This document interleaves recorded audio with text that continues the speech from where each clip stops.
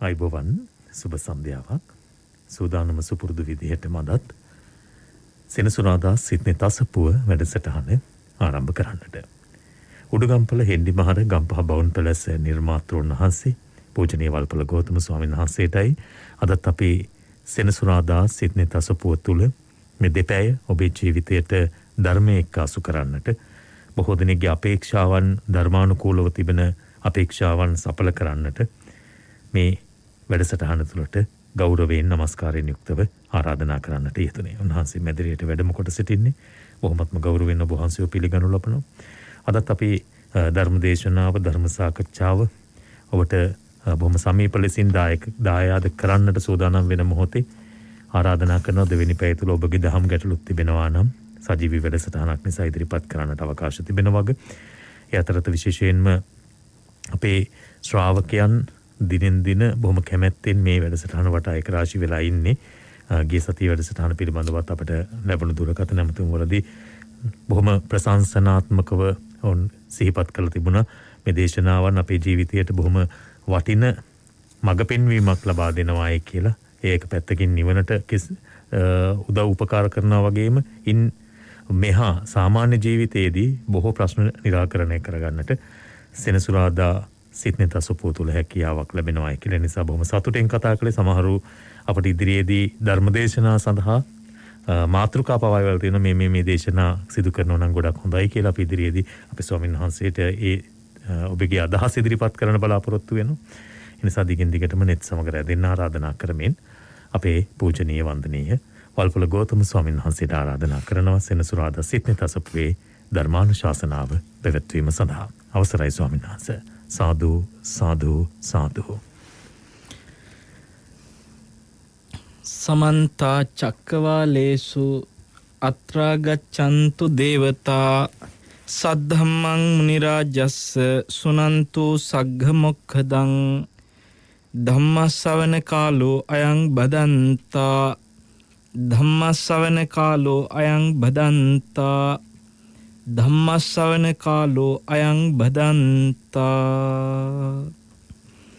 නමෝ තස්ස භගවතු අරහතෝ සම්මා සම්බුද්දස්ස.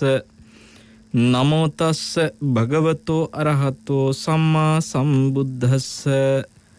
නමෝ තස්ස භගවතු අරහතෝ සම්මා සම්බුද්දස්ස. සාදු සාදු සාදු. ගරුතර මහා සංඝරත්නයන් අවසරයි ශ්‍රද්ධාවන්ත පින්වත්නි, අද දවසේ සෙනසුරාදා සිත්නේ තසපුවට ඉතාමත්ම ධර්ම ගෞරවයෙන් දායකත්වයන් ගෙන එකතු වෙනවා. W.A. සෝමපාල වික්‍රමාරච්චි මහත්මයා ඇතුළු පවුලේ පින්වත් දූදරු පිරිස විසින් වතුරුගම නුගහේනවත්තේ පදිංචි පින්වතුන්ගේ සියලුම සත් ප්‍රාර්ථනාත් සඵල වෙන්නට මෙත් සිතින් ආශිර්වාද කරන අපි දේශනාව අවසානයේදී එයත්න්ගේ ප්‍රාර්ථනාත් සිහිපත් කරලා පුණ්‍ය අනුමෝදනා සිද්ධ කරමු. ඒ වගේම නිට්ටඹුව මාතලාන පදිංචි ඇසිලින් මාතාවත් බොහොම ගෞරවයෙන් දායකත්වයෙන් එකතු වෙනවා. ඇයගේ සියලුම සත් ප්‍රාර්ථනාත් මෙත් සිතින් ආශිර්වාද කරනවා සඵල වෙන්නට කියලා. පින් නැති ඔබ හැම දෙනාටමත් අපි අද දවසේ ආශිර්වාද පූර්වකව ඔබ හැම දෙනාගේම ජීවිතවලට සතුට සැනසෙල්ල සෞභාග්‍ය සුවපත් භාවය පිණිස කායික නිරෝගී සුව මානසික නිරෝගී සුව පිණිස සියලුම පින් හේතු වෙන්නට කියලා ආශිර්වාද ප්‍රාර්ථනා කරනවා. අද දවසේ අපේ සියලුම දෙනා සූදානම් වෙන්නේ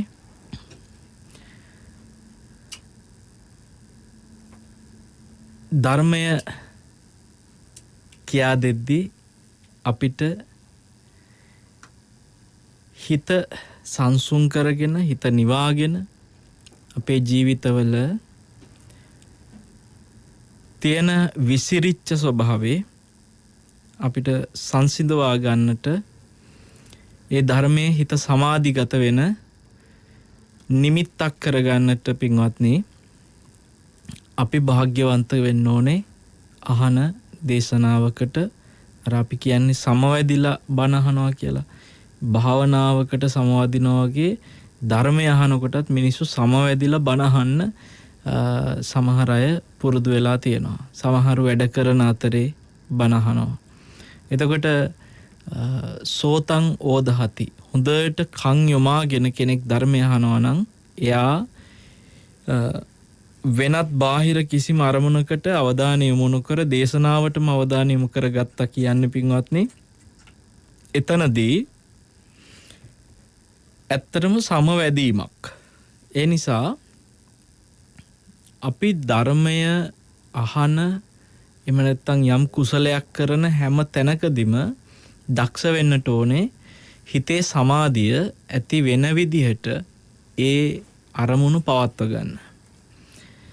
දැන් අපි බලමු මේ ලෝකයේ මිනිස්සු ගොඩාක් වෙලාවට ජීවත් වෙද්දී මිනිසුන්ට සෑහෙන වීරියක් දරන්න වෙනවා පින්වත්නි තමන්ගේ ජීවිතේ පවත්වාගෙන යන්න. අපේ වර්තමානයේ මිනිස්සු ජීවත් වෙන මේ වත්මන් තත්වේ දකිනවා හිත විසිරෙන හිතේ බලවත් විදිහට සංසිඳීම නැති කරන පරිසරයේ මේ වෙනකොට එන්න ගොඩ නැගෙනවා. ඒ නිසාම ඔබට යෝජනා කරනවා ඔබ දක්ෂ වෙන්න ඕනේ පින්වත්නි මේ යුගය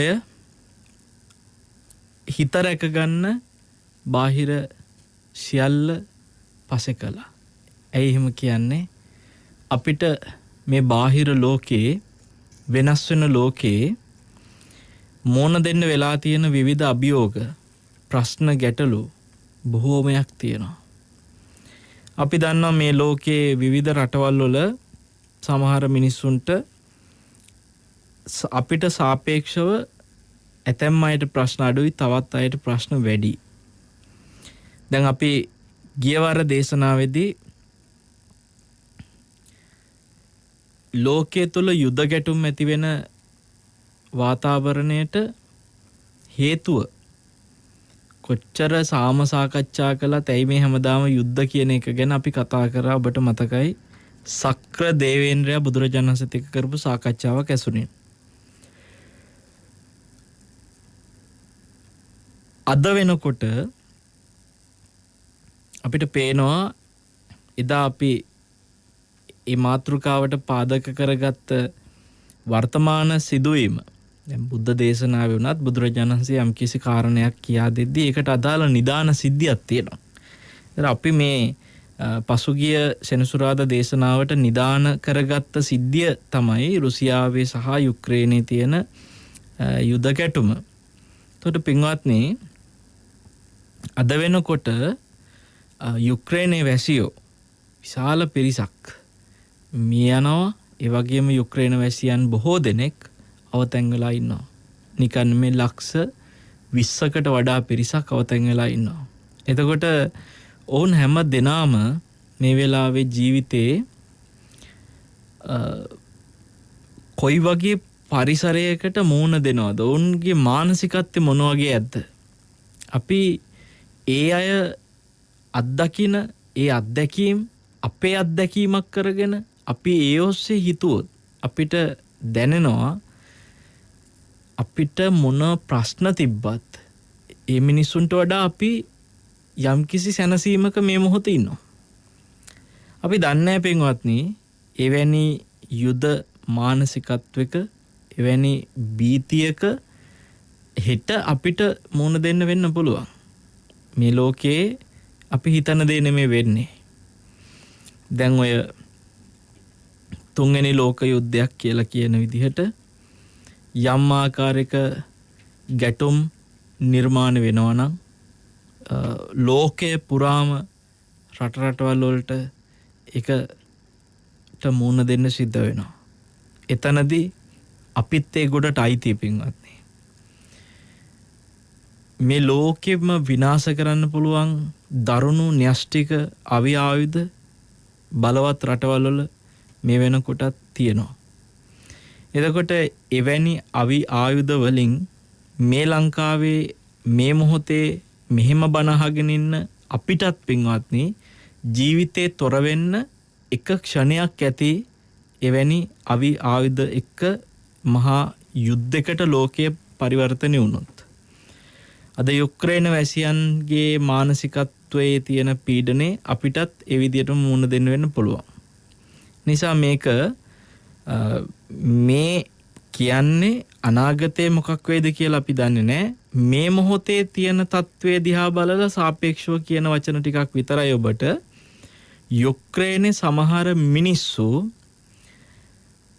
තමන්ගේ ඇඳිවතින් පමණක් ජීවිතේ රැකගන්න අරමුණම විතරක්ම ඔවුන්ට ඉතුරු වෙලා ඔවුන්ගේ අතේ මෙතෙක් රැස් කරගත්ත කිසිවක් නැතුවම ඔවුන් ගොඩනගාගත්ත ගෙවල් දොරවල් ඒ ඉඩකඩම් ඔවුන් හරිහම්බ කරගත්ත ධනය වස්තුව ඔවුන්ගේ රන් රිදී මුතුමැණික් ඔවුන් ගමන් බිමන්ගේ යාන වාහන සියල්ල ගැන තියෙන ආසා අත්හැරලා දාලා පින්වත්නි පයින් පොලිමේ මිනිස්සු අතරේ අපි දැක්කා විශාල පිරිසක් ජීවිතේ රැකගන්න රටින් පනින්න රටින් බැහැර වෙන්න පොලිමේ මිනිස්සු යනවා.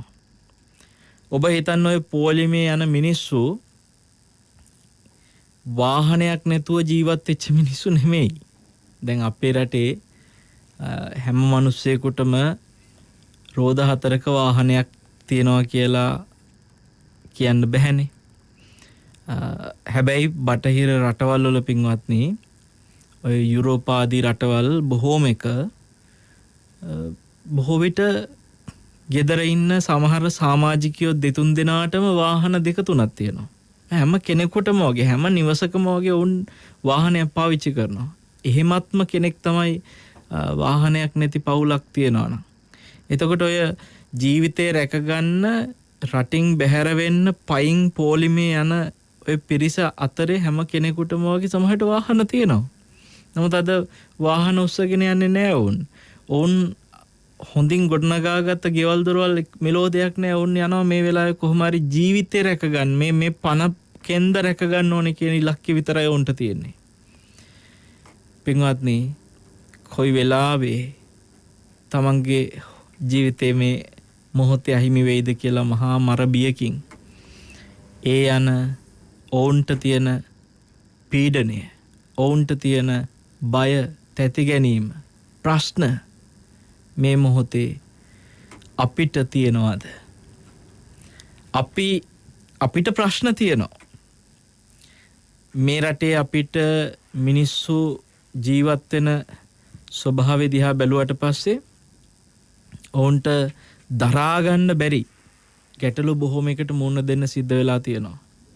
ඉන්ධන මිල වැඩිවීම, ඒ ඔස්සේ විවිධ භාණ්ඩවල මිල වැඩිවීම, ජීවත් වෙන්න බැරි තරමට හැම දෙයකටම ආර්ථික වශයෙන් මිනිස්සුන්ගේ පිටට මේ පැටවෙන බර, එක දේශපාලකයන්ගේ වැරදි නොයෙකුත් හේතු එක්ක මේ මොහොතේ සාමාන්‍ය ජනතාව විඳින සියලු පීඩන මිනිසුන්ගේ මනසේ හිත විසිරවලා දාලා හිතේ තියෙන සමාධිය නැති කරලා කුසලසිත බිඳින තැනට පින්වත්නි මේ පීඩනේ මේ මොහොතේ ප්‍රබල වෙලා තියෙනවා. ඒ නිසා මම ඔබට සිහිපත් කරනවා හැම වෙලාවෙම ඔබ දකින්න මේ ලෝකේ සමහර අයට අපිට තියෙන ප්‍රශ්නවලට වඩා ප්‍රශ්න තියෙන අය සාපේක්ෂව ඉන්නවා. අපිට තරම් ප්‍රශ්න නැති අයත් ඉන්නවා.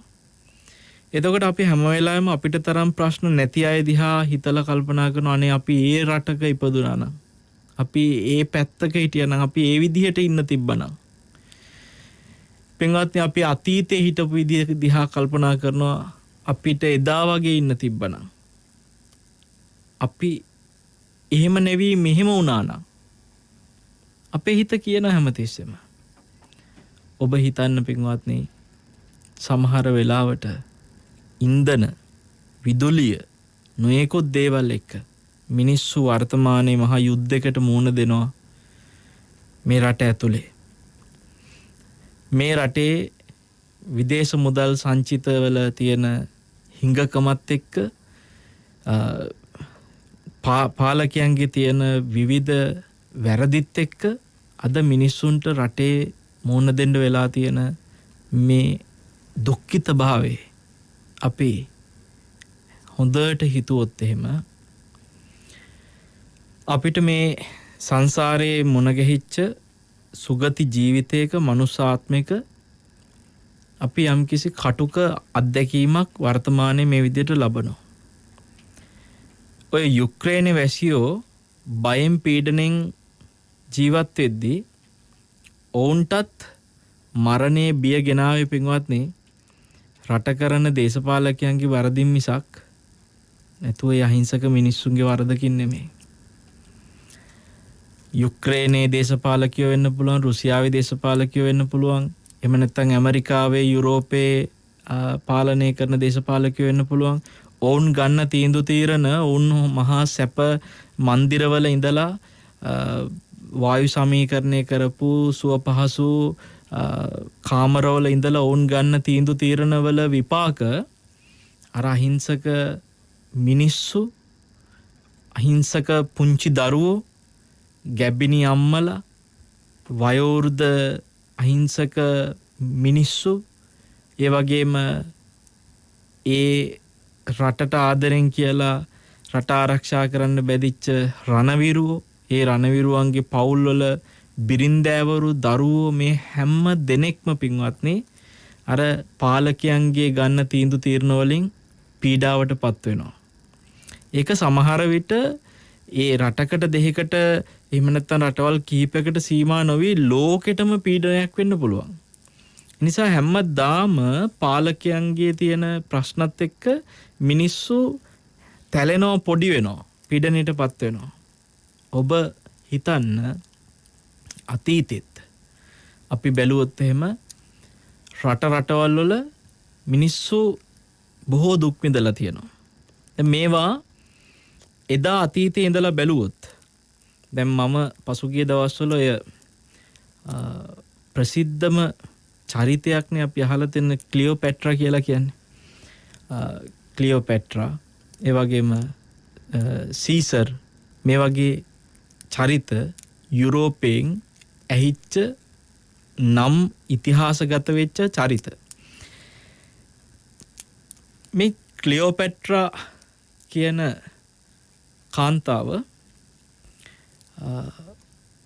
ඇයගේ ජීවිත කතාව ගැන එක්තරා වීඩියෝ පටයක්, ඒ විස්තර කරන වීඩියෝ පටයක් මට සවන් දෙන්න ලැබුණා. මේ ලෝකේ කාමයට එක්ක පාලකයන්ගේ තියෙන අර නොසන්සිඳෙන ආසාවල් ඉෂ්ට කරගන්න ඔවුන් ගන්න තීන්දුව తీරනවල මිනිස්සු විඳින දුක ඉදා අතීතේ ඉඳන් මොන තරම් මිනිස්සු ඒවට පීඩා විඳ සසරේ ඇවිත් තියනවද කියලා ඒ අතීතේ එක සිද්ධියක් ගත්තත් අපිට පේනවා පින්වත්නි. දැන් අපේ රටෙත් එහෙම තමයි. මේ හරි සාන්ත දාන්ත දැන් අපි දුටුගැමුණු රජතුමාගේ කාලේ ගැන කතා කරනවා. ඒක කාලයක් දෙකක්. ඒක කාලෙක දෙක නෙමෙයි. අතීතේ නම් බැලුවට පස්සේ මිනිස්සු හරියට මේ රජ කාලවලත් පුදුම විදියට දුක් විඳලා තියෙනවා පාලකයෝ නිසා. එතකොට දැන් මම ඔය ක්ලියෝපැට්‍රාගේ චරිත කතාවේ බැලුවම ක්ලියෝපැට්‍රාගේ තාත්තා හරිම බියගොළු ග්‍රීක ජාතික රජෙක්.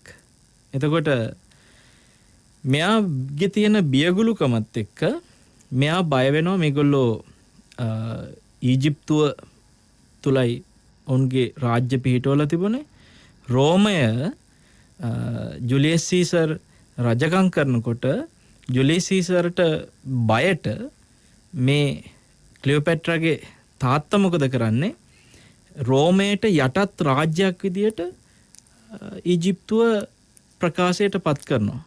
ජුලියස් සීසර්ටත් පණිවිඩය දීලා. එතකොට ජුලියස් සීසර් මොකද කරන්නේ? ඔහු යුද්ධ කරලා රටේ ආර්ථිකයේ හොඳටම පිරිහිලා තිබුණා. මෙයාට හිතෙනවා ඊජිප්තුවෙන් විශාල බදු මුදලක් අරගන්න. එතකොට දැන් මේ බියගොලු ක්ලියෝපැට්‍රාගේ තාත්තා මේ තමන්ට තියෙන ඒ බියගොලුකමයි ඔක්කොමත් එක්ක රෝමෙට යටත් රාජ්‍යයක් විදියට පවත්වාගෙන යද්දී රෝමෙට බදු ගෙවන්න තමන්ගේ ඊජිප්තු ඇසියන්ගෙන් අධික විදිහට විශාල බදු අය කිරීමක් කරනවා. ඒ කියන්නේ මේ මිනිස්සුන්ට ඒ කාලේ කන්න බොන්න ජීවත් වෙන්න බැරි තරම් ඕන් හරි හම්බ කරගන්න මුදලෙන් විශාල කොටසක් රජතුමාට බද්දක් විදියට ගෙවන්න සිද්ධ වෙනවා. ඒ බදු ගෙවීම දරා ගන්න බෑ අන්තිමට මිනිසුන්ට. මිනිසුන්ට කන්න බොන්න විදියක් නැහැ. මිනිස්සු හම්බ කරන ඒවා රජයට ගෙවනවා. අන්තිමේදී මොකද කරන්නේ? මිනිස්සු මුළු රටක් විදියට එකතු වෙලා මේ රජ්ජුරුවන්ව පන්න ගන්න මුළු රටේම සංවිධානාත්මක වෙනවා. මේක දැනගන්නකොට රජ්ජුරුවෝ එයාගේ ළමයි හැමෝම දාලා පැනලා යනවා තාත්තා. එතකොට මෙයාට බිරින්දෑවරු දෙන්නෙක් ඉඳලා තියෙනවා. පළවෙනි බිරිඳට දාව දරුවෝ දියණිවරුම 3 දෙනෙක්. ඒ 3 දෙනාගේ තුන්වෙනි එක්කෙනා තමයි ක්ලියෝපැට්‍රා කියලා කියන්නේ. පින්වත්නි මෙතන මේ කාමයන් එක්ක පාලකයෝ ගන්න තීරණවල ඔවුන්ගේ ජීවිතවල මොනතරම් මහා අනතුරුදායක විදියටද මේ පාලන තන්ත්‍රයේ ඔවුන් යන්නේ. මිනිස්සු ඒවත් එක කොච්චර දුක් විඳිනවද කියන එකට ඉතිහාසයේ තියෙන අනන්ත අප්‍රමාණ උදාහරණ සහ වර්තමානයේ පේන උදාහරණ හැම දෙයකටම එක උදාහරණයක් විතරක් කරගෙන මම මේ සිද්ධිය ඔබට කියන්නේ. තාත්තා පැනලා ගියාට පස්සේ මෙතන ඉන්න ලොකු දුවට ඕන වෙනවා මේ රටේ නායකත්වය ගන්න. හැබැයි කාන්තාවකට ඒ රටේ රජ වෙන්න බෑ විවාහ නොවි. විවාහ වෙලා නම් පුළුවන්. දැන් මේ 3 දෙනාෙන් කවුරුත් විවාහ වෙලා නැහැ. ක්ලියෝපැට්‍රා පොඩි වෙනකොට. එතකොට ලොකු අක්කා ක්ලියෝපැට්‍රාගේ ලොකු අක්කා දැන් මේ කොහොම හරි රටේ රජකම ගන්න ඕනි කියලා සැලසුම් කර ඉන්නකොට දෙවනි අක්කට ඕන වෙනවා ලොකු අක්කව මරලා රජකම ගන්න. මේ එක කුසින් බිහි වෙලා එක ගෙදර එකට කාලා බීලා හැදිච්ච එකට ඉගෙන ගත්ත එක සහෝදරියෝ ටිකක් මේ රජකම් වෙනුවෙන් ඕන් මරා ගන්නවා. පින්වත්නි ඔබ හිතන්න තාත්තා පැනලා ගිය මේ ටික කාලෙට ලොකු අක්කව මරලා දෙවෙනි අක්කා රජ වෙන්න අවශ්‍ය පරිසරය හදා ගන්නවා. ලොකු අක්කට වහදීලා ලොකු අක්කව මරනවා. එතකොට දැන් දෙවෙනි අක්කා ක්ලියෝපැට්‍රාගේ දෙවෙනි අක්කා විවාහ වෙන්න ඕනකමට මෙයා මොකද කරන්නේ? තමන් වෙනත් ප්‍රාන්තික රජ කෙනෙක් එක්ක එකතු වෙලා එයා විවාහ ගිවිසගෙන එයා රජකම ගන්නවා. හැබැයි අර පැනලා ගියපු තාත්තා ආපහු එනවා. ඇවිල්ලා මේ රජ වෙච්ච දෙවෙනි දුවව මරනවා. තාත්තා තමන්ගේ දුවව මරනවා. එතකොට අක්කව මරලා මද්දුම දුව රජ වෙද්දී අක්කව මරලා ඒ මද්දුම දුවව තාත්තා මරලා ආපහු තාත්තා රජ වෙනවා. පවුල් වල පින්වත්නි පාලකයන්ගේ ජීවිතවල තිබිච්ච ඒ කාම තෘෂ්ණාව සංසිඳව ගන්න බැරි මේ බලයට තියෙන කෑදරකමත් එක්ක බලන්න වුන් තමන්ගෙම ලේ තියෙන අය මෙහෙම මරා ගන්නවා. ඔබ දන්නවා ඉතිහාසයේ රජවරු මොනතරම් තමන්ගේ තාත්තා මරලා රජ වෙච්ච අය ඉන්නවද? අපේ රටෙත් එහෙමයි. ඉන්දියාවෙත් එහෙමයි. බටහිර රටවලත් එහෙමයි. එතකොට දැන් මේ තාත්තා ආපහු ඔය විදියට රාජ්‍යත් ගන්නවා. මේ දැන් ක්ලියෝපැට්‍රා වුණත් ඊළඟට රජ වෙනකොට මට ඔවුන්ගේ චරිත කතා කියන්න ඕනේ නැහැ. නමුත් මේ ඔවුන්ගේ තියෙන අපේ හිත කම්පා කරන තරම් මේ කාමයට වසඟ වෙලා ඔවුන් ගහමරාගත්ත හැටි, ඒවට මිනිස්සු දුක් විඳ හැටි, ඒවට යුද්ධ කරපු හැටි අතීතයේත් මිනිස්සු හරියට දුක් විඳලා තියෙනවා පින්වත්නි.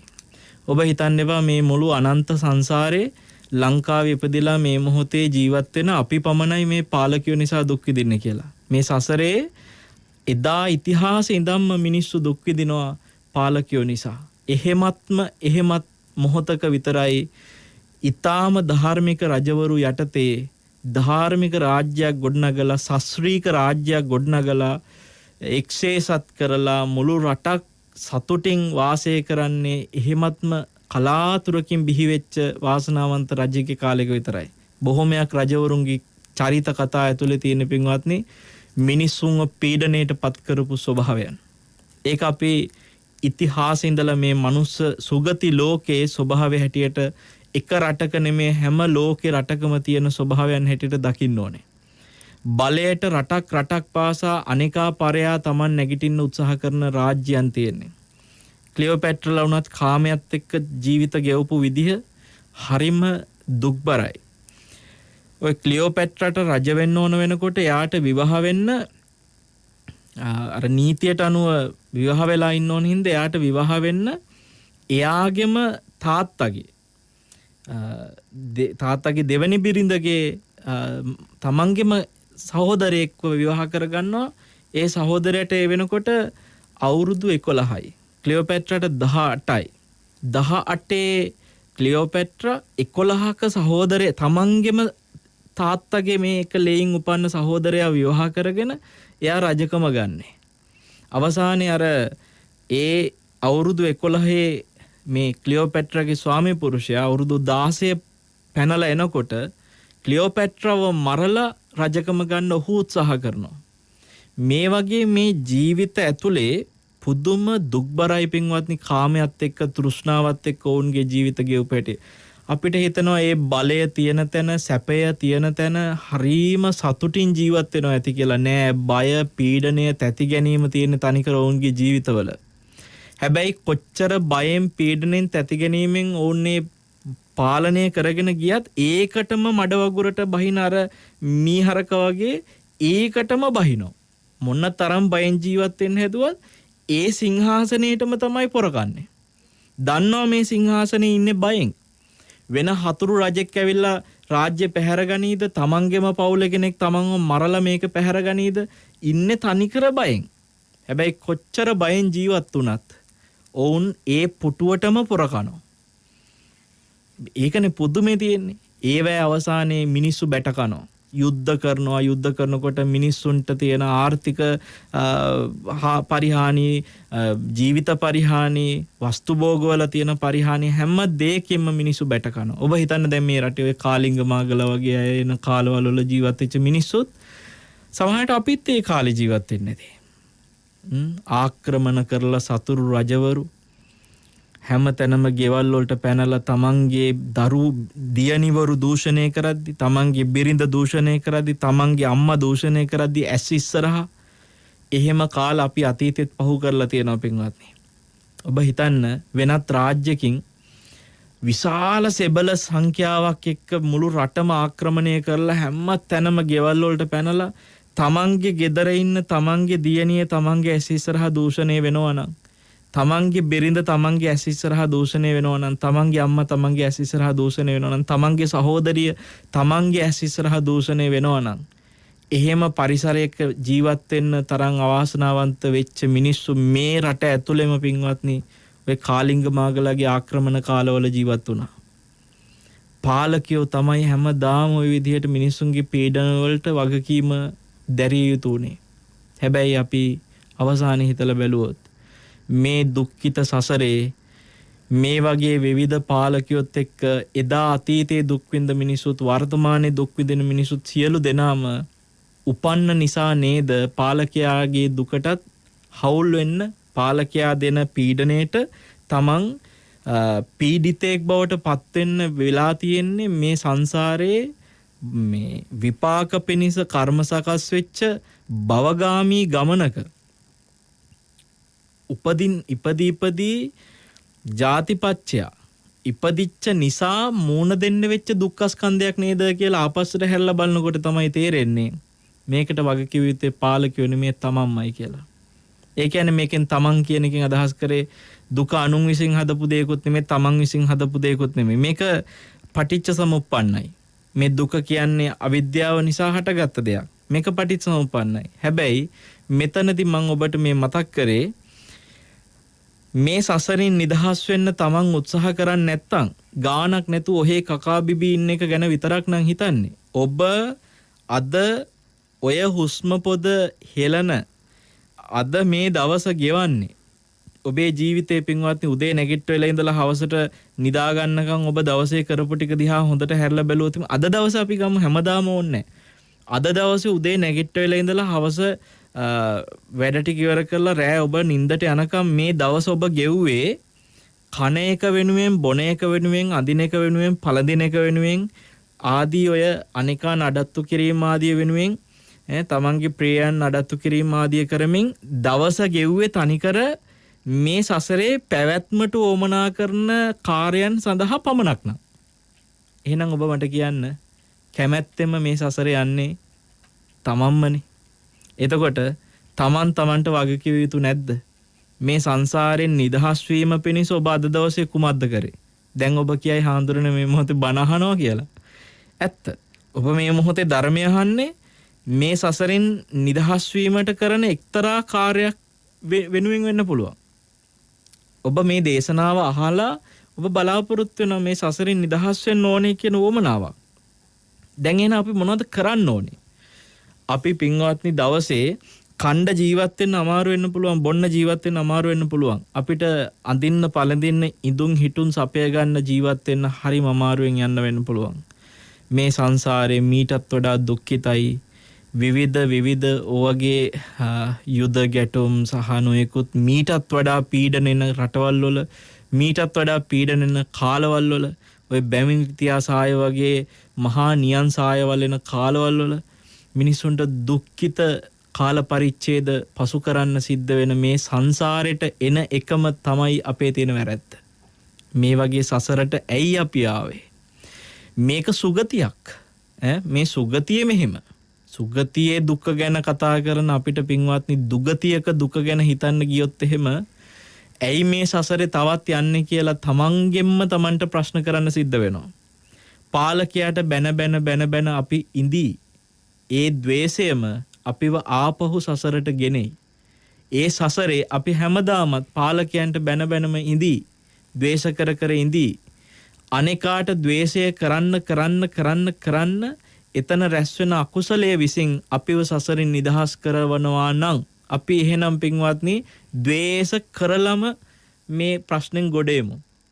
දැන් අපිට තේරෙන එක දෙයක්. අපි පාලකයා එක්ක ගැටි ඉන්න තවත් වෙන්නේ පාලකයන්ගෙන් මේ පීඩනවලට ලක් වෙන පීඩිතයෙක් බවට සසරේ තවත් පත්වෙන එක නෙමෙයිද? මම ආයෙත් ඔබෙන් මේ ප්‍රශ්නේ අහනවා.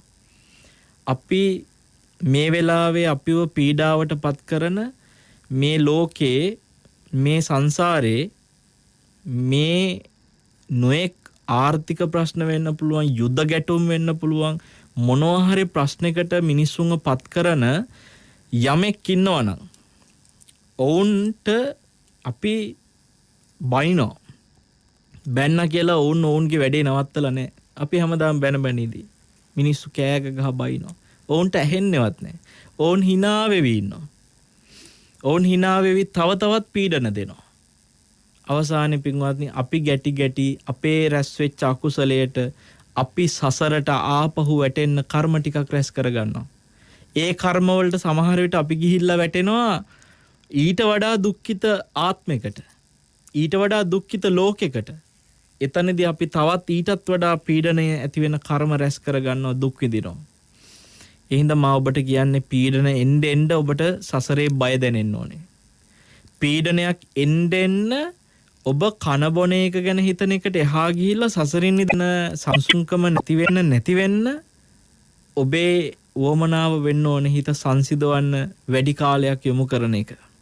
අපේ හිත ප්‍රශ්න පීඩන එක්ක විසිරෙනවා. ඒක ස්වාභාවිකයි.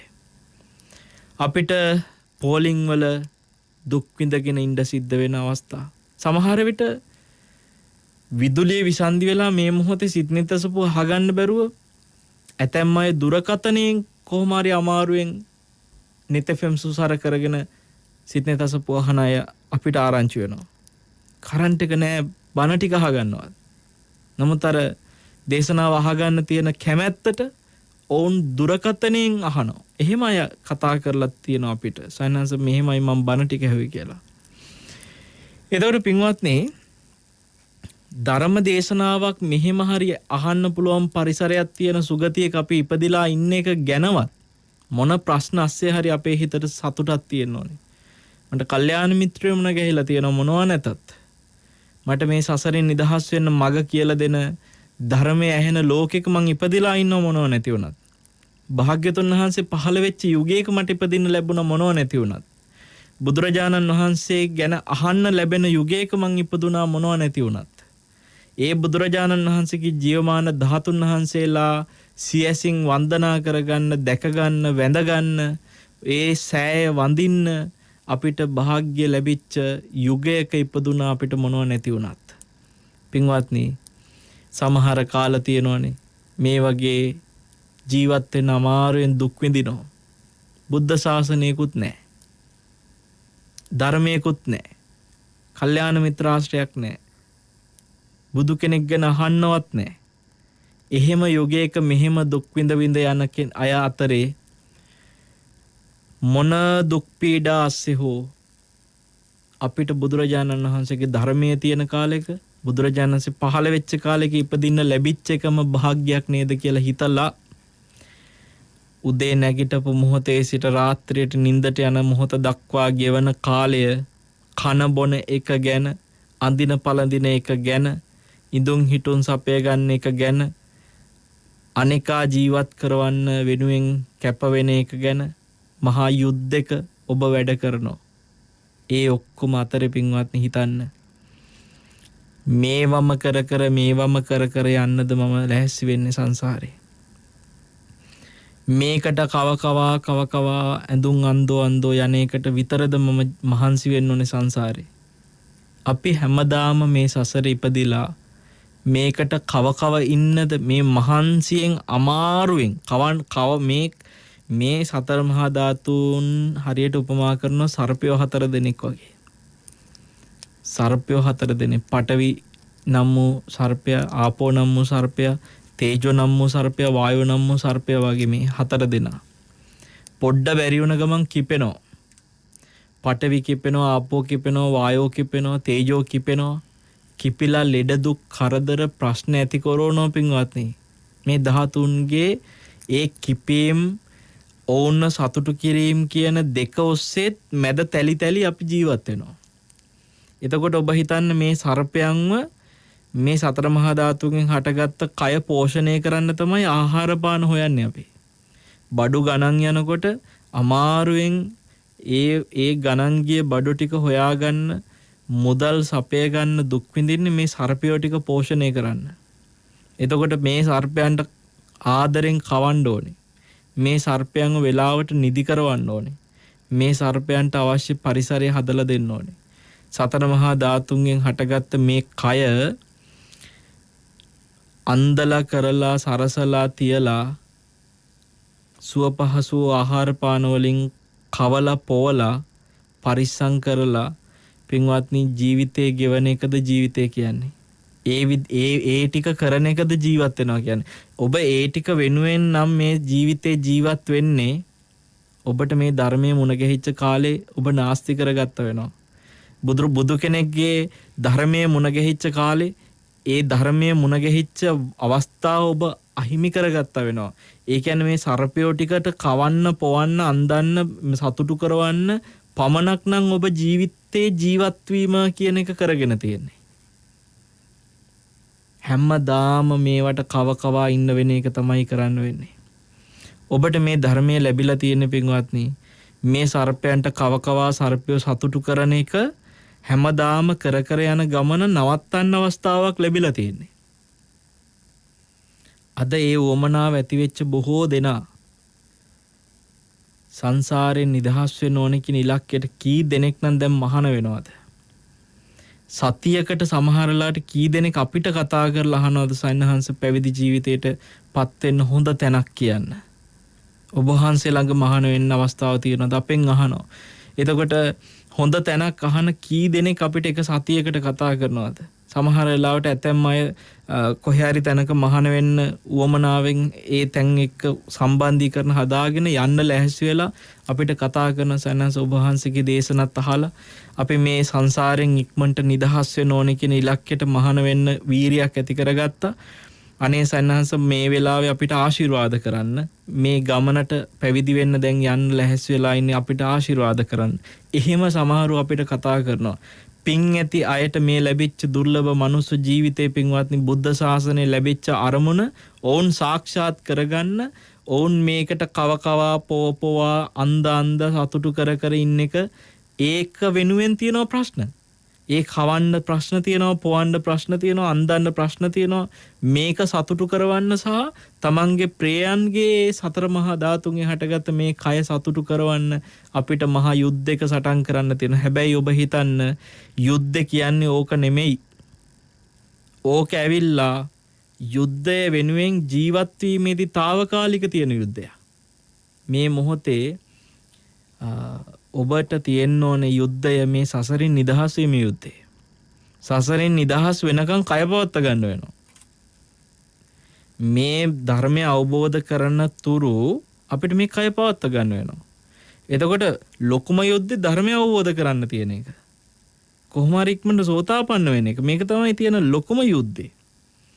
ඒක කරගන්නකම් මේ කය පවත්ව ගැනීම පිණිස තියෙන යුද්ධ කියන්නේ පුංචි යුද්ධයක්. එතකොට අද ඔබ පුංචි යුද්ධේ මහා යුද්ධ කරගෙන මහා යුද්ධය ඔබට අමතක වෙලා අන්තිමට ඔබ මේ පුංචි යුද්ධේ හැමදාම සංසාරේ මහා යුද්ධයක් කරගෙන යනවා.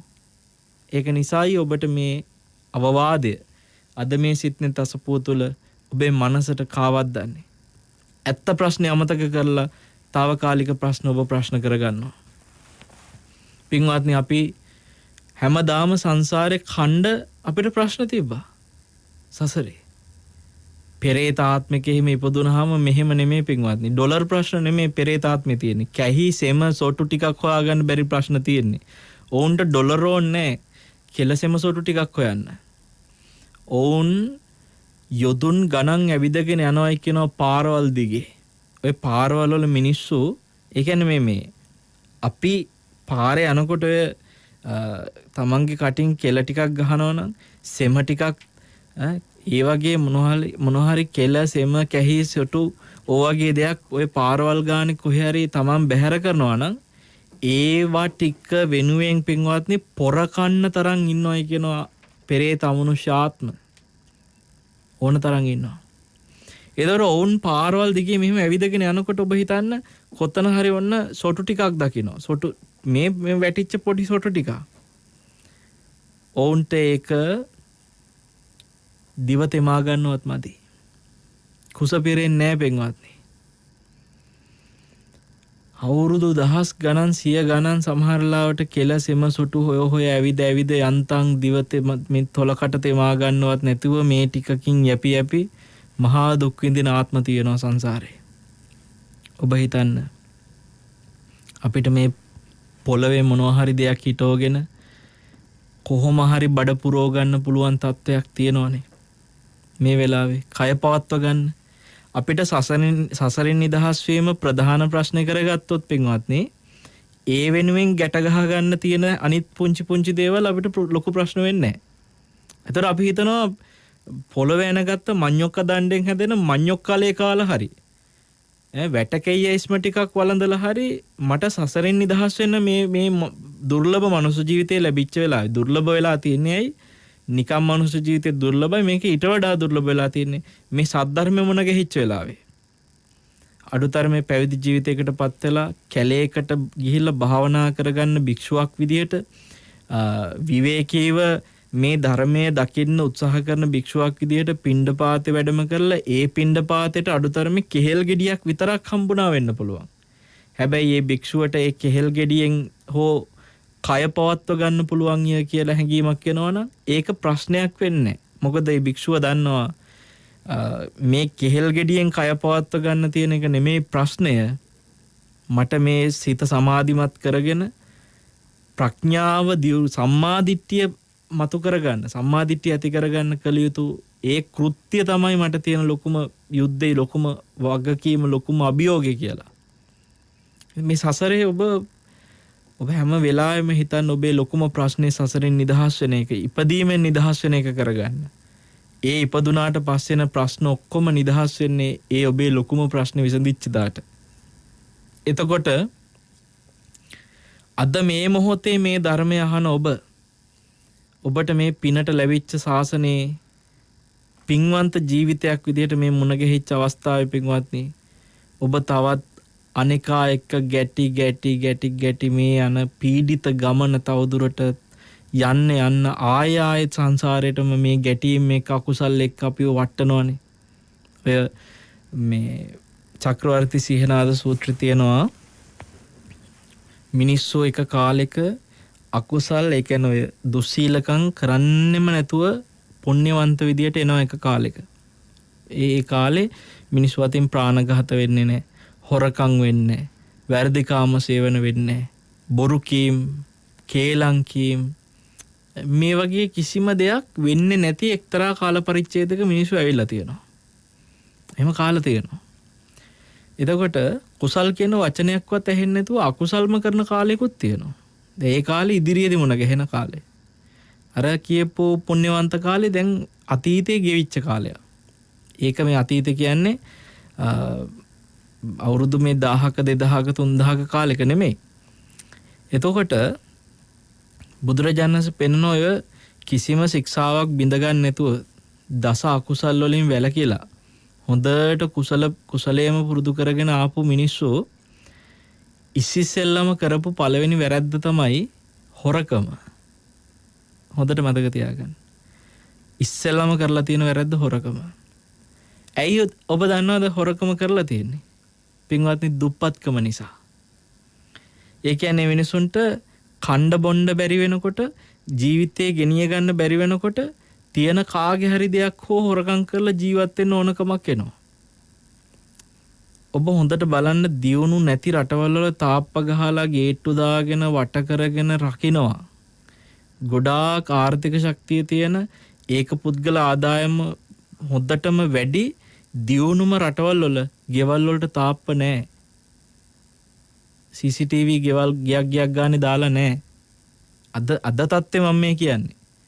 ඒ දියුණුම අතිශයින්ම දියුණු රටවල් වල ඒක පුද්ගල ආදායම වැඩි අතිශයින්ම දියුණු රටවල් වල මිනිස්සු හොරකම අඩුවෙන් ජීවත් වෙනවා. දුක්ඛිතම රටවල් වල සාපේක්ෂව හොරකම් වැඩි. බුදුරජාණන් වහන්සේ චක්‍රවර්ති සිහනාද සූත්‍රය පෙන්වා දෙන්නේ පින්වත්නි මේ ලෝකෙ මිනිස්සු දස අකුසල් වලින් මුලින්ම කරන්න ගත්ත අකුසලයේ තමයි හොරකම හේතුව දුප්පත්කම. එතකොට මිනිස්සුන්ගේ දුප්පත්කම වැඩි වෙන්න සාරධර්ම පිරිහෙනවා. මිනිස්සු ද්වේෂයෙන්ම ඇවිලෙනවා. ඒ නිසයි මේ බණ ටික මේ මොහොතේ කියන්නේ. මිනිස්සුන්ගේ හිත නිවෙන්න මේ පුංචි වචන ටිකෙන් හරි අපිට දෙයක් කරන්න පුළුවන් නම් නෙත් ආයතනයට තියෙන සතුට ඒක ඒ නෙත් කාර්ය මණ්ඩලයට අපේ ආගමික අංශයට සහ දේශකයන් වහන්සේලා විදිහට අපි හැමෝටම තියෙන සතුට ඒකයි පින්වත්නි. ඔබට මේ මොහොතේ මනසට ඇත්ත ප්‍රශ්නේ මොකද්ද කියලා හරි හිතට මතු කරගන්න මේ වෙලාවේ ඔබේ හිතේ හයිය ඇති කරගත්තොත් දුප්පත්කම වැඩි වෙන්න ඔබේ සාරධර්ම පිරෙහෙන්නේ නැති වෙන්න ඔබ රැක ගන්න ඔබේ උත්සාහය ඔබ ගනි. අනිකාට ඉරිසියා කරන එක, අනිකාගේ දේ කොහොම හරි පැහැරගෙන හෝ ජීවත් වෙන්න උත්සාහ කරන එක. එහෙම නැත්නම් අනිකා එක්ක ගැටි ජීවත් වෙන එක. මේ හැම දෙයකදීම දැන් ඔබ බලන්න හොඳට හිතලා සමහර වෙලාවට ආර්ථික අපහසුතා පිරෙන්න හිතේ විසිරීම එක්ක එයාගේ මනසේනෝ දැන් ණයතුරුස් වලින් පිරිච්ච මිනිසෙක් ගැන හිතන්නකෝ. ණයතුරුස් වලින් පිරිච්ච මිනිසයාගේ මනසේ තියෙන පීඩනේ වැඩි. සංසුන්කමක් නැහැ. හැම වෙලාවෙම එයා ඉන්නේ ජීවත් වෙන්නේ කොහොමද? අරහෙන් මේ ණය ටික ඉල්ලනවා, මෙහෙන් මේ ණය ටික ඉල්ලනවා, අතන මේක සින්න වෙන්න යනවා, පාරට වැටෙන්න යනවා. මේ වගේ ණයතුරුස් වලින් පිරිච්ච මිනිසයාගේ මනසේ තියෙන පීඩනේ එක්ක පින්වත්නි සමහරලාට ළමයි එක්ක hina වෙලා සතුටින් ජීවත් වෙන්නවත් බැරි තරම් පීඩනයක් ඔවුන්ගේ මනසට එනවා. අපි අද රටක් විදිහට එහෙම තත්ත්වයකටපත් වෙමින් යන්නේ. ඒ නිසා මේ මොහොතේ තමයි ඔබ දක්ෂම වෙන්න ඕනේ. ඔබේ හිත රැක ගන්න. මේ මොහොත තමයි ඔබේ සාරධර්ම පිරිහෙමින් යන මොහොත. ඔබ වැඩියෙන්ම ගැටෙන මොහොත. ගැටෙන්න ඔබ ආයෙත් මේ වගේම දුක්ඛිත සංසාරයටමයි ආයෙ වැටෙන්නේ කියන එක අමතක කරන්න එපා. මීටත් වඩා භයානක දුක් විඳින තැනකටයි මේ ගැටීමෙන් අපිව ගෙනියන්නේ කියන එක අමතක කරන්න එපා. අනිකාගේ දේ සොරකම් කරන්න සිත් වෙන තැනට එදා අතීතේ ආපු නැති හිත් අනාගතේ එන්න පුළුවන් තැනට ඔබේ හිත දන්නේම නැතුව ඔබව පත් කරයි පින්වත්නි සාර ධර්ම වලින් පිරිහෙයි. ඛණ්ඩම නැති වුණාට පස්සේ අල්ලපුවත් මිනිහාගේ හිටවල තියෙන මඤ්ඤොක් කලේ හරි ගලව ගන්න ඕනි කියලා හිතේ. ඒ තැනට හොරකම් කරන තැනට මතු අනාගතේ මෙහෙම යනකොට යන්න පුළුවනි. ඒකයි කල්ැතුව කියන්නේ. රටක් විදිහට වැටෙනකොට මිනිස්සු දුප්පත් වෙනකොට හොරකම් වැඩි වෙලා ඉරිසියාකම් වැඩි වෙලා එතකොට අර දැන් ඔබ හිතන්න මෙහෙම සමහර වෙලාවට ගම ඇතුලේ යාන වාහනයක යන මිනිස්සෙක් දිහා වාහනයක් නැති මිනිස්සෙක් අද බලන්නේ මුන්ට තියෙන සැප. සමහරුන්ට එහෙම ඒ කියන්නේ වාහනයක් පාවිච්චි කරන දෙයක් තියෙන මිනිස්සෙක් සැප විඳින එක දකිනකොට දුක් විඳින මිනිසයාගේ මනසට ඊර්ෂියාව කියන එක එයාවත් දන්නේ නැතුව එනවා. මං එයාවත් දන්නේ නැතුව කියන එකෙන් මෙතන අදහස් කරන්නේ නොදැනීම කියන එකම තමයි අවිද්‍යාව කියන්නේ. අවිද්‍යාවේ ප්‍රතිඵලයක් විදිහටම ඊර්ෂියාකම් එනවා. හැබැයි දියුණු රටවල් වල හැම මිනිස්සෙකුටම වාහනයක් තියෙනවා. ඔය දියුණු රටවල් වල මිනිසුන්ට රත වාහනවල පින්වත්නි වැරදි කරනකොට ලකුණු කැපෙනවා. ඒ කියන්නේ ලයිසන් එකේ ලකුණු කැපෙනවා. එහෙම ලකුණු කැපිලා ගිහිල්ලා ඒ ලකුණු ආයේ යථා තත්ත්වයටපත් වෙන්න යම් කාලයක් ගත වෙනවා. ඒ කාලය ගත වෙන්න පෙර කැපෙන ලකුණු ටික ඔක්කොම කැපිලා තමන්ගේ ලයිසන් එක අවලංගු වෙන තැනටපත් වුණොත් ඔවුන් කියනවා මැරුණා වගේ කියලා. ඒ කියන්නේ මේ රටක ලයිසන් එක නැතුව තමන්ට වාහනයක් පදවගෙන යන්න බැරි වෙන තැනට වැටුණොත් එහෙම මැරුණා වගේ කියනවා. එහෙම ඒ කියන්නේ හැමෝටම වාහනයක් පදවන තැනට වාහනවල මිල අඩුයි ඒවා ගන්න පහසු ක්‍රම තියෙනවා. ඒ සාමාන්‍ය දෙයක්. මහ ලොකු දෙයක් නෙමේ වාහනයක් ගන්නවා කියන එක. එතකොට හැම කෙනාටම මෙහෙම වාහනේ තියෙනකොට ඔබ හිතන්න අර මේ ගමේ වාහනයක් තියෙන මිනිස්සයාට අන්න අර ඉදින සැප කියලා ඉරිසියා කරනවා වගේ ඉරිසියාවල් අර රටවල මිනිස්සුන්ට එන්නේ. තමන්ගේ අල්ලපු ගෙදර මිනිස්සයාට වාහනයක් දෙකක් තිබ්බා කියලා මේ ගෙදර මිනිස්සයාට කවදාකවත් ඉරිසියාවක් නැහැ. ඒ කියන්නේ හැමතිස්සෙම මේ ද්වේෂය, ඉරිසියාව ආදී නොඑක් තියෙන හිතේ පීඩන ඇති කරන විසිරෝණ අකුසල් වැඩිපුර දුප්පත්කමත් එක්ක එනවා කියන කමතක නොකර පුළුවන් තරම් හිත රැක ගන්න හැම වෙලාවෙම මේ හිත ආරක්ෂා කරගත්තේ නැත්නම් ඒ අකුසලයෙන් පින්වත්නි අපි ආයෙත් මීටත් වඩා විපාක විඳින තැනට වැටෙනවා කියන කමතක නොකර හිත රැක ගන්න. ඒක තමයි අද දවසේ සිත්නේ තසපුවේ ඔබට දෙන උතුම් දහම් අවවාදේ. ඔබ හැම දිනාටම මේ ගෞතම බුද්ධ ශාසනයේදීම උතුම් චතුරාර්ය සත්‍ය අවබෝධ කරගන්න අවශ්‍ය භාග්‍ය වාසනාව සැලසේවා කියලා ඊ타ම මෙත්සිතින් හදවතින්ම ආශිර්වාද කරනවා. පින්වත්නි අද ධර්ම දේශනාවට ඊ타ම ගෞරවයෙන් දායකත්වයෙන් එකතු වෙන්නේ වතුරුගම නුගහේනවත්තේ අංක 82කින් 64 නිවසේ පදිංචි W.A. සෝමපාල වික්‍රමාරච්චි මහත්මයා, නයනා, යමුනා, දිස්නා, ප්‍රදීප් කුමාර කියන පින්වත් දූදරු පිරිස විසින්. ඉතින් ඒ ඇත්තන් හැම දෙනාගේම මේ වික්‍රමාරච්චි පවුලේ සියලු දෙනාගේ යම් සත් ප්‍රාර්ථනාවක් තියෙනවා නම් ඒ සියලු සත් ප්‍රාර්ථනා සඵල වෙන්න මෙත් සිතින් ආශිර්වාද කරනවා.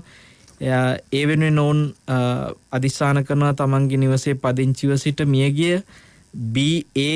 හේමාවතී මෑණියන්ට එතුමිය මිය පරලෝ ගිහිල්ලා මාර්තු 12 වෙනිදාට වර්ෂ 3ක් ගතවීම නිමිත්තෙන් ඇයට පින් අනුමෝදන් කිරීමට ඒ වගේම වසර 4කට පෙර මිය ගිය W.A. පොඩිමැණිකේ වික්‍රමාරච්චි ආච්චි අම්මටත් වසර 26කට පෙර මිය ගිය M.K. කර්ලිනාහාමි ආච්චි අම්මට කර්ලිනාහාමි ආච්චි අම්මා කියලා අපි කියන්න පුළුවන්. ඒ පින්වත් අම්මටත් ඒ වගේම වසර 2.5කට පෙර මිය ගිය සිරිසේන ගමගේ මාමා ඇතුළු ඒ භවගාමි සංසාරගත සිහිපත් වෙන නොවන සියලු මේගේ ඥාතීන්වත් සිහිපත් කරගෙන වුන් ඒ පින් අනුමෝදන් කරන්න බලාපොරොත්තු වෙනවා. ඒ වික්‍රමරාච්චි පවුලේ සියලු දෙනාගේ නම් වශයෙන් සිහිපත් කළ සියලු මේගේ ඥාතීන්ටත් අපි මේ පින අනුමෝදන් කරන ගමන් නිට්ටඹුව මාතලාන පදිංචි ඇසිලින් මාතාවගෙත් අද දායකත්වයක් මේ මොහොතේ තියෙනවා. ඇයගෙත් මියගේ ඥාතීන් වශයෙන් සිහිපත් කරගෙන තියෙනවා නැසී ගිය විල්සන් ස්වාමි පුරුෂයාට, උපාලි පුතුණුවන්ට, සිසිලියා මෑණියන්ට, ජෝන් ප්‍රනාන්දු පියාණන් ඇතුළු සිහිපත් වෙන නොවන සංසාරගත සියලු මියගේ ඥාතීන්ට පින් දෙන්න බලාපොරොත්තු වෙනවා. මේ දායකත්වයන් දෙකේම වගේම ඔබ හැම දෙනාගේමත් සංසාරගත සිහිපත් වෙන නොවන සියලු සසරගත මියගේ ඥාතියෝ මෙපින් බලෙන් පරලෝ සැනසෙත්වා සුවපත් වෙත්වා කියලා කවුරුත් සාදු කියන්නේ. ඒ වගේම පින්වත්නි අප්‍රේල් 10 වෙනි දිනට 80 වෙනි ජන්මදිනය සමරන ඇසිලින් මෑණියන්ට නිදුක් නිරෝගී සුව දීර්ඝායුෂ ප්‍රාර්ථනා කරන්න බලාපොරොත්තු වෙනවා. ඇසිලින් මාතාව දෙවැනි දායකත්වයේ සත් ප්‍රාර්ථනාවක්. ඉතින් ඒ නම් වශයෙන් සිහිපත් කළ පින්වත් ඒ ඇසිලින් අම්මට අපි මේ වෙලාවේ ආශිර්වාද කරනවා. ඇයගේ 80 වෙනි ජන්මදිනය නිමිත්තෙනුයි ඇය මේ දායකත්වයට එකතු වෙන්නේ. නිට්ටඹ ඉඳලා අද දායකත්වයට එකතු වෙච්ච පින්වත් ඇසිලින් අම්මට අපි කායික සුවය, මානසික සුවය, නිරෝගී සුව, දීර්ඝායුෂ ප්‍රාර්ථනා කරමින් උතුම් චතුරාර්ය සත්‍ය අවබෝධ ඉක්මන් කරගන්න ඇයටත් භාග්‍ය සැලසේවා කියලා මෙත් සිතින් ආශිර්වාද කරනවා. අද දායකත්වයන්ට එකතු වෙච්ච වික්‍රමාරච්චි මහත්මයා ඇතුළු පවුලේ හැම දෙනාටමත්, ඇසිලින් මාතාව ඇතුළු හැම දෙනාටමත් සත් ප්‍රාර්ථනා යම් තාක් ඇතනම් සුජීවත්ව සිටින සියලු දෙනා පවුලේ හැම දෙනා වෙනුවෙන් ඒ සියලු සත් ප්‍රාර්ථනාත් සඵල වෙලා හැම දෙනාගේම සුජීවත්ව වාසය කරන පවුලේ සියලු සෑම දෙනාටමත් නෙතෙෆෙම් ආයතනයේ පින්වත් අධිපතිතුමන්ට, අපේ පින්වත් ඒ සභාපතිතුමන් සහ ප්‍රධාන විධායක නිලධාරීතුමන්, ඒ වගේම අපේ වරුණ එදිරිසිංහ මහත්මයා ඇතුළු ආගමික අංශයේ සියලු පින්වත් දරුවන් සහ සියලු නෙත් කාර්ය මණ්ඩලයටත්, නෙත් ශ්‍රාවක ශ්‍රාවිකා පින් ඇති ඔබ හැම දෙනාටමත්, දායකත්වයට එකතු වෙච්ච පින්තුන් සියලු දෙනාටත්, සිහි වෙච්ච නොවෙච්ච කිව්ව නොකිව්ව හැම දෙනාටම මේ පින් ඒකාන්තයෙන්ම හේතු වෙත්වා. සියලු දෙනාම ගෞතම බුද්ධ ශාසනය තුල ධර්මාවබෝධය ලබන්න මේ සියලු පින් හේතු ආසනා කරගනිත්වා. කායික සුවය, මානසික සුවය, දීර්ඝායුෂ නිරන්තරයෙන් සියලු දෙනාට සැලසෙත්වා. පරලොව සුගතිය පිණිසත් සියලු පින් හේතු වෙත්වා. දුක්ඛිත සංසාරෙන් තව තවත් දිගට නොයන්නට, පැවැත්ම පිණිස කළ යුතු දේට පමණක් දවසේ කාලය කැප කරන්න අපි කටයුතු කරන මේ අවාසනාවන්ත අපේ ජීවන පැවැත්ම නිමා කරලා නැවැත්ම පිණිසත් කළ යුතු යමක් ඇත්නම් ඒ වෙනුවෙන් වෑයම් කරන්නට අද මේ උතුම් අනුශාසනාව ඔබ හැම දෙනෙකුටම ධෛර්යය පිණිස, වීරිය පිණිස, සතිය පිණිස, නුවණ පිණිස හේතු වෙත්වා කියලා ආශිර්වාද කරමින් දායකත්වයෙන්, ශ්‍රාවකත්වයෙන් එකතු වෙච්ච ඔබ හැම දෙනාටම යහපත, සැපත, ශාන්තිය, සැනසෙල්ල, සුවපත් භාවයම ප්‍රාර්ථනා කරනවා. සියලු දෙනාට සුවපත් වෙත්වා. තෙරුවන්ගේ උතුම් ආශිර්වාදයම වෙත්වා. සාදු සාදු සාදු. ආකාසට්ටාච බුම්මට්ඨා දේවානාගා මහිද්దికා පුඤ්ඤන්තං අනුමෝදිත්වා චිරන් රක්칸තු ශාසනං චිරං රක්칸තු දේශනං චිරං රක්칸තු ත්වං සදාති. සාදු සාදු සාදු. සෙනසුරාදා සිට්නේ තසපුවේ ධර්මදේශනාවයි නිමවටපත් උනේ. ලෝකයටම පාඩමක්, අපේ රටටම පාඩමක්, ඒ වගේම මිනිස්සු විච්ච අපට ලොකු පාඩමක්. මොකද අපි අපේ ජීවිතයේ දිනදා පැවැත්ම ගැන හිතනවාට වඩා මේ සසරේ පැවැත්මේ නැවැත්ම ගැන හිතන්නට හොඳ මඟ පෙන්වීමක් මේ තුල ලැබෙන. වගේම ඒ කරන දේවල් තුල ලෝභය, ද්වේෂය, මෝහය කොතෙක් කලවම් වෙලා තියෙනවාද, ඒවා හඳුනාගෙන මේ උපාදානයන්ගෙන් මිදලා යමක් කරන්නට තිබෙන හැකියාව පිළිබඳවත් දේශනාව ඔස්සේ ඔබට කාරණා සිහිපත් වෙන්නට ඇති. විශේෂයෙන්ම අපි දන්නවා දැන් මේ රටේ දේශපාලකයෝ ඉල්ලන්නේ බලය, ප්‍රශ්න විසඳන්න තමයි බලය ඉල්ලන්නේ. හැබැයි එක් පක්ෂයක් ඡන්දේ ඉල්ලලා දිනලා ඒ පක්ෂය යම් යම් දේවල් කරනකොට පරදින අය අඩුපාඩු හොය ඉන්නවා. දැන් රට තමයි කඩාගෙන වැටලා තිබෙන්නේ. රට හදන්න නම් මම හිතන්නේ 225ම එකට එකතු වෙන්න ඕන කියන හැඟීමත් තමයි මට නම් තියෙන්නේ. එකතු වෙලා එකට වැඩ කරන්නටනේ රටේ බලයක් ඉල්ලන්නේ. රටක් හදන්න නම් ඉතින් මේ හැම දිනකටම එකතු වෙන්න පුළුවන් අවස්ථාවක්. කට්ටියක් හොරා කරනවා, ඒවට බලිනවා, බලයට එනවා, බලය ආවම ඒගොල්ලොත් හොරා කරනවා. මේ තත්ත්වෙන් මිදිලා රටත් හදන්න පුළුවන් වටපිටාවක් ඇති වෙන්න නම් අපි හිත හදා ගන්න ඕනේ. ඉස්සෙල්ලාම රට හදන්න කලින් ඒ හිත හදා ගන්නට අවශ්‍ය මග තමයි අපි හාමුදුරුවෝ බණට කියලා දුන්නේ. අපි විරාමෙන් පසුව තවත් ධර්ම සාකච්ඡාවේදී මේ ධර්මයේ තිබෙන ගම්භීර බව එහෙම නැත්නම් ධර්මයේ තිබෙන මහා වටිනාකම තවත් ඔබට පහදලා දෙන්න බලාපොරොත්තු වෙනවා. අපේ පූජනීය වල්පොළ ගෞතම ස්වාමීන් වහන්සේට නිදුක් නිරෝගී දීර්ඝායුෂ උතුම් වූ ධර්මාවබෝධය ප්‍රාර්ථනා කරමින් සිත්නෙත අසපුවෙන් අපි කෙටි විරාමයකට යනවා. අපි නැවත සිත්නෙත අසපුව සමග සම්බන්ධ වන්නේ සෙනසුරාදා සිත්නෙත අසපුව තුළ අපට පවතින මේ කාලයත් එක්ක තිබෙන්නා වූ විවිධ ප්‍රශ්න ගැටලු හමුවේ ධර්මය දකින්නට අවකාශයක් ලබා දෙනවා නම් ඒක මම හිතන්නේ හරි වැදගත්. මොකද නැත්තම් මේ ප්‍රශ්න ගැටලු වැඩි වශයෙන් එන කාල තුල තමයි අපි වැඩිපුර අපේ හිත පීඩාවට පත් කරගෙන අකුසල් පුරව ගන්නට යොමු වෙන්නේ. ඉතින් ඒ නිසා එවැනි කාලයක් තුල සමහරු කියනවනේ ඉතින් අර වතුරට බහින්න ඕන පීනන්න කියලා. එළියේ ඉඳලා පීනලා වැඩක් නැහැ කියලා. දැන් අපි වතුරට බහින්න ඕන කාලෙට ඇවිල්ලා තියෙන ප්‍රශ්න ගැටලු එමට තිබෙනවා. ඕනතරම් තිබෙනවා. ඒ කාලේ තමයි ඉතින් ඔන්න ඇවිල්ලා තියෙන්නේ. ඉතින් ඒකට වතුරට දැන් බැහැලා ඉන්නේ. දැන් තමයි පීනන්න ඉගෙන ගන්න ඕන.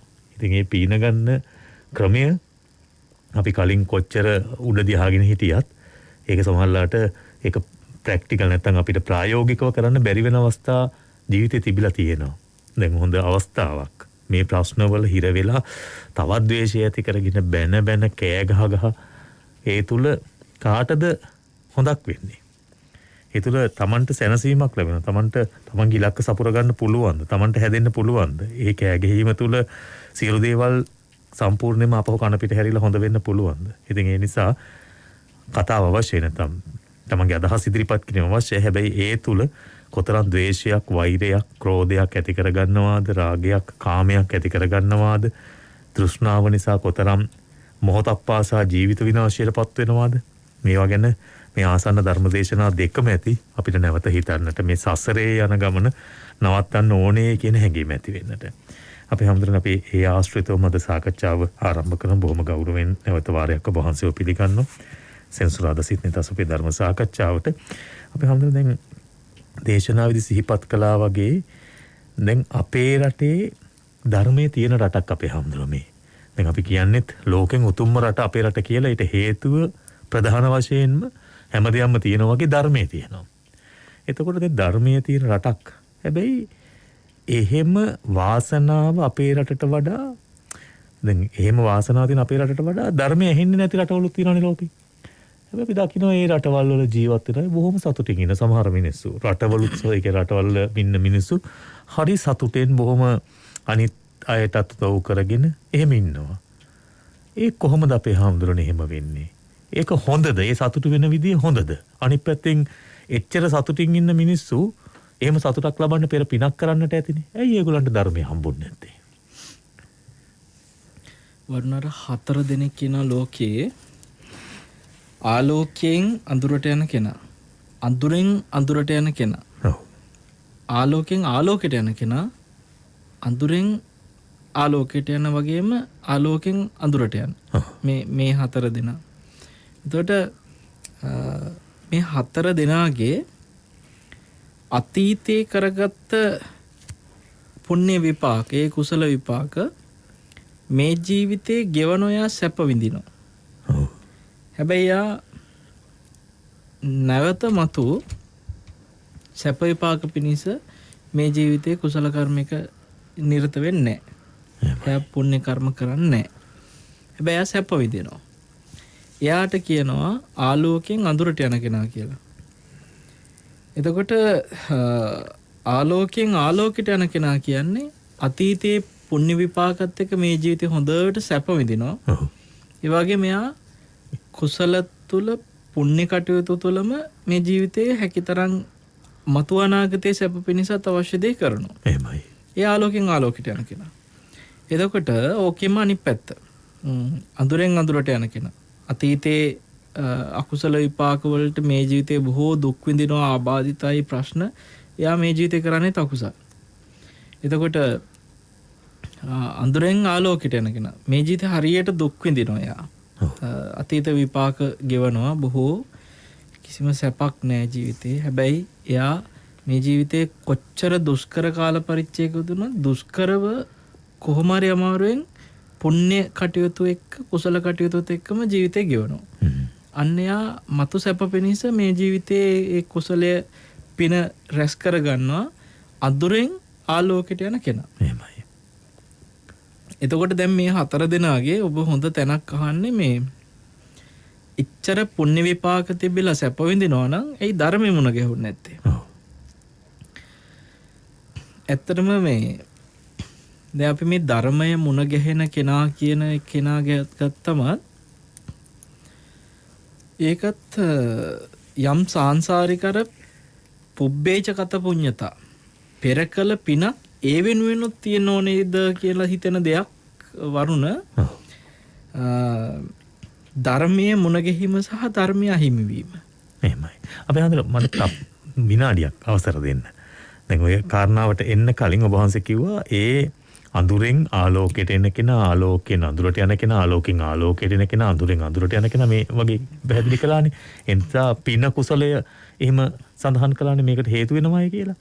ඒ දෙකමද පිනයි කුසලයයි දෙකමද නැත්නම් පින තුල යම් දෙයක් ලැබෙනවා පින නොකිරීම තුල නොලැබෙනවා කුසලය තුල නිවන් මාර්ගයට ඉඩක් තියෙනවා කුසලේ නැතිකම තුල නිවන් මාර්ගයට ඇහිලා එහෙම කියන්න පුළුවන්. කුසලය කියලා අපි අදහස් කරේ මේ ලෝකෝත්තර සම්මාදිට්ඨිය සහිත ආරෂ්ඨාංගික මාර්ගය තුල රැස් වෙන කුසලය ගැන නෙමෙයි. මේක පිනටම දස කුසල. හරි. පිනටම හේතුව. ඒ කියන්නේ පින වගේම දැන් කෙනෙක් සොරකමින් වළකිනවා. ප්‍රාණඝාතයෙන් වළකිනවා. මේක කුසලයක්. එතකොට වැරදි කාමසනෙන් වළකිනවා. ඒක කුසලයක්. එතකොට දැන් අතීතයේ අකුසලේ මේ ජීවිතේ විපාක දුක් විපාක හැටියට දීලා තියනවා කියවනේ. අපි එතෙන්දී උදාහරණයක් ගමු. වැරදි කාම සේවන කරලා නිරේ දුක් විඳලා තිරිසංගත සත්තු අතරේ දුක් විඳලා දැන් මේ ජීවිතේ ඔන්න ඉපදිලා ඉන්නවා. ඒ වැරදි කාම සේවන අකුසලේ විපාකයක් විදිහට සමහර විට විවාහ ජීවිතේ සාර්ථක වෙන්නේ කාන්තාවක්. ජීවිතේ වඩා ඉසිදාසි වගේ. එයා බොහොම දුක්ඛිතයි එයාගේ පෞල් ජීවිතේ. එහෙමයි. දැන් ජීවිතේ දුක්ඛිතයි කියනකොට එක එක පැති වලින් ඉන්න පුළුවන් නේ. ඔව්. ඉඩමක් නැහැ, ගෙයක් නැහැ. ඔව්. ඒක දුක්ඛිතකම. සමහරවිට බැඳලා ගොඩාක් කල් ළමයි නැහැ. ඒක තව දුක්ඛිතකම. කසාදයක් හරියන්නේ නැහැ. බඳින එක දික්කසාද වෙනවා. එක්කෝ බඳින්න කෙනෙක් හොයාගන්න නැහැ. කවුරුත් කැමති වෙන්නේ නැහැ. කසාදයක් කෙරෙන්නේ නැහැ. ඒක එක දුක්ඛිතකම. දැන් මේ වගේ දුක්ඛිතකම් කියනකොට ජීවිතේ එක එක පැති වලින් ගන්න පුළුවන්. මේවාට අතීතයම අකුසල් බලපානවා කියන එකට උදාහරණයක් තමයි ඉසිදාසිගේ අපි සිද්ධිය ගත්තේ. එයාට මොන සැප විපාක තිබ්බත් එයා සිටු පවුලක ඉපදිලා හිටියත් වරුණ එයාගේ ජීවිතේ දුක්ඛිතයි.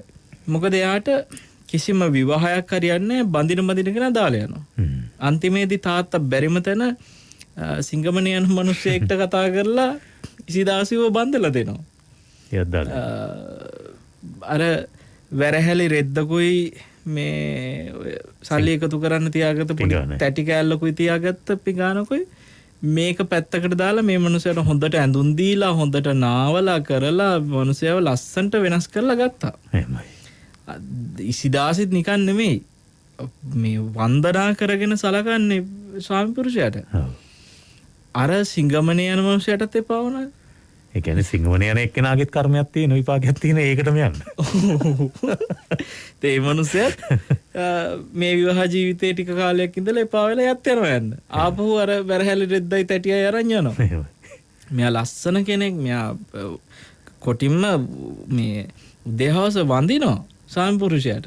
පුදුම ගෞරවයක් තියෙනවා. පුදුම ගෞරවයක් කරපු කෙනෙක්. ඒ කියන්නේ නැතුව සමහරලාවට වරුණ මේ මට හිඟා කාපු එකම හොඳයි කියලා යනවා.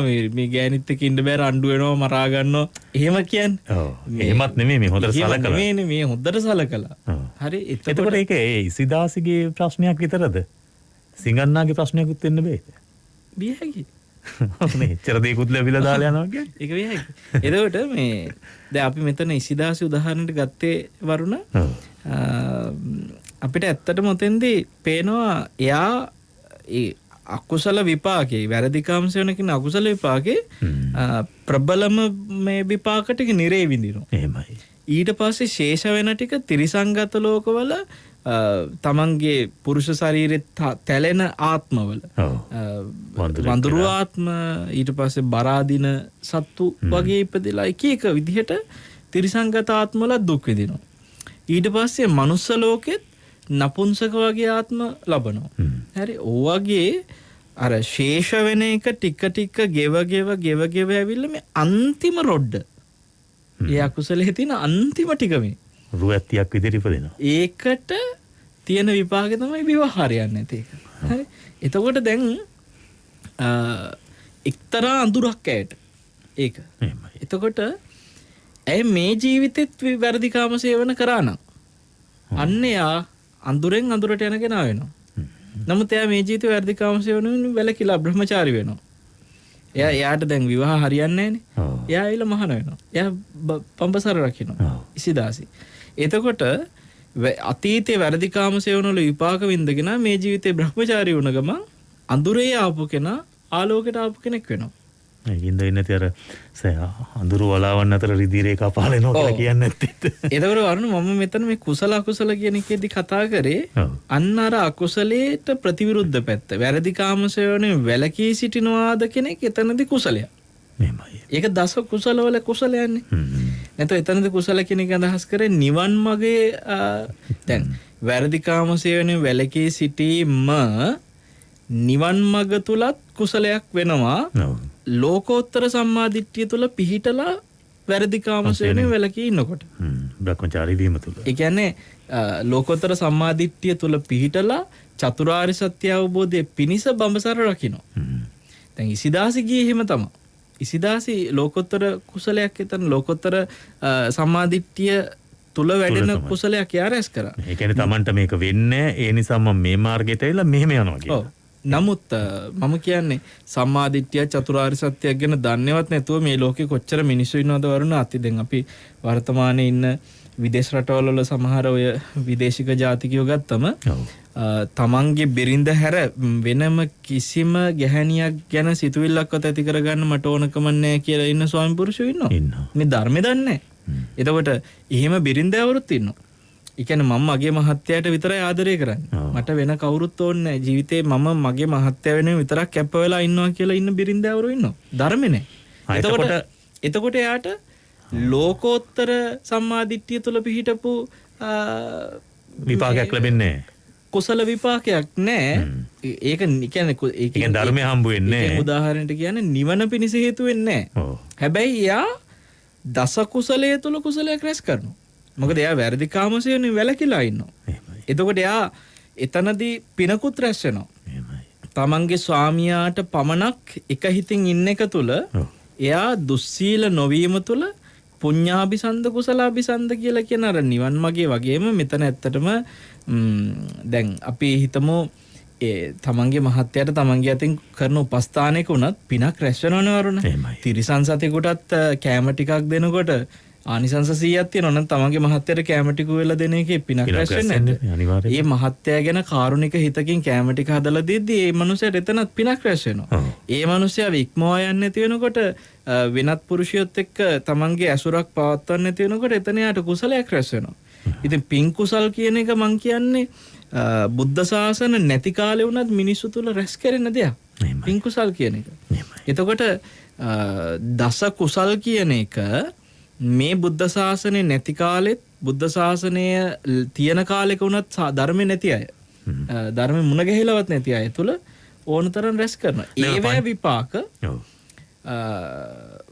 එයා වැරදිකාම සේවනයෙන් යෙදී අකුසල් රැස් කරලා ඒකේ විපාක විදිහට අන්තිම ඉතුරු වෙන විපාක ටිකේ විවාහ ජීවිත හරියන්නේ නැති ඉසිදාසි වගේ ගෙවුණා නම් ඒක අනිත් පැත්ත. එයා වැරදිකාම සේවන නොකර ජීවත් වෙලා එයා ඒව සුගති ලෝකවල එක සැප විඳලා ඒ කුසලේත් ශේෂ වෙන කුසල් වල විපාක විදියට එයාගේ විවාහ ජීවිත හරිම සාර්ථකව ගෙවන විවාහ ජීවිත තියෙනවා. අපිට නොතේරුණාට ඒ සාර්ථක සතුටින් ගෙවන විවාහ ජීවිතවල පිටිපස්සේ අර අතීතයේ වැරදිකාම සේවන වැලකිච්ච කුසලයේ බලපාන වෙන්න පුළුවන්. එහෙමයි. එතකොට වරුණ අද වර්තමානයේ මැද පෙරදිග ඉන්නව වෙන්න පුළුවන්.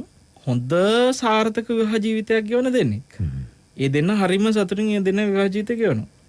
අර අපිට නොතේරුණාට යා අතීතේ කරපු කුසලයක විපාකයක් යා එතන මුණ දෙනවා වෙන්න පුළුවන්. එහෙමයි. ඒ මැද පෙරදිගම ඉන්නවා විවාහ ජීවිතේ අවුල් වෙච්ච දෙන්නේ. දැන් අපි ගමු අපි පුටින් මහත්තයා මේ දවස්වල කතා කරන ප්‍රබල චරිතයනේ. දැන් ඒ වගේ සමහර චරිත ඉන්නවා විවාහ ජීවිත බොහොම අසාර්ථකයි. හරි. ඒතකොට දැන් ඔය බරක් ඔබාමා වගේ අයගේ විවාහ ජීවිත ගැන කතා කරනවා හරිම සතුටුයි. අපි දන්නේ නැහැ ඒක ඇතුළේ ප්‍රශ්න තියෙනවද කියලා. තේරෙන්නේ අපිට එහෙම. පිටට පේනවා හරි සාර්ථක විවාහ ජීවිතයක් ගෙවනවා කියලානේ. එතකොට දැන් අපි මේ සමහර චරිත ඇතුලේ තියෙනවා ඒගොල්ලන්ගේ අනියම් අයටත් දරුවෝ ඉන්නවා. දැන් පොටින්ට උනත් කතා වෙනවා අප්‍රකට සිද්ධි කෙනෙක් ඒක මේ අනියම් සම්බන්ධයක් ගැන කතා කරනවා එයාලටත් දරුවෝ ඉන්නවා කියලා. ඉතින් ඒ වගේ ඔවුන් මේ ජීවිතේ විවාහය අසාර්ථක කළා තියෙන අතීතේ වැඩිකම සෙවණත් එක්ක. හැබැයි මේ ජීවිතෙත් ඒවම කරනවා. මොකක්ද වෙලා තියෙන්නේ? එතෙන්දී ඔහු සැප විඳිනවා. හැබැයි ඔහුගේ විවාහ ජීවිතේ දුක. එතකොට මෙතන විවාහ ජීවිතයේ පැත්තෙන් ගත්තම අඳුරේ ඉන්නවා. මේ ජීවිතෙත් කරන්නේ ආයෙත් අඳුරට යන දේ. එහෙමයි.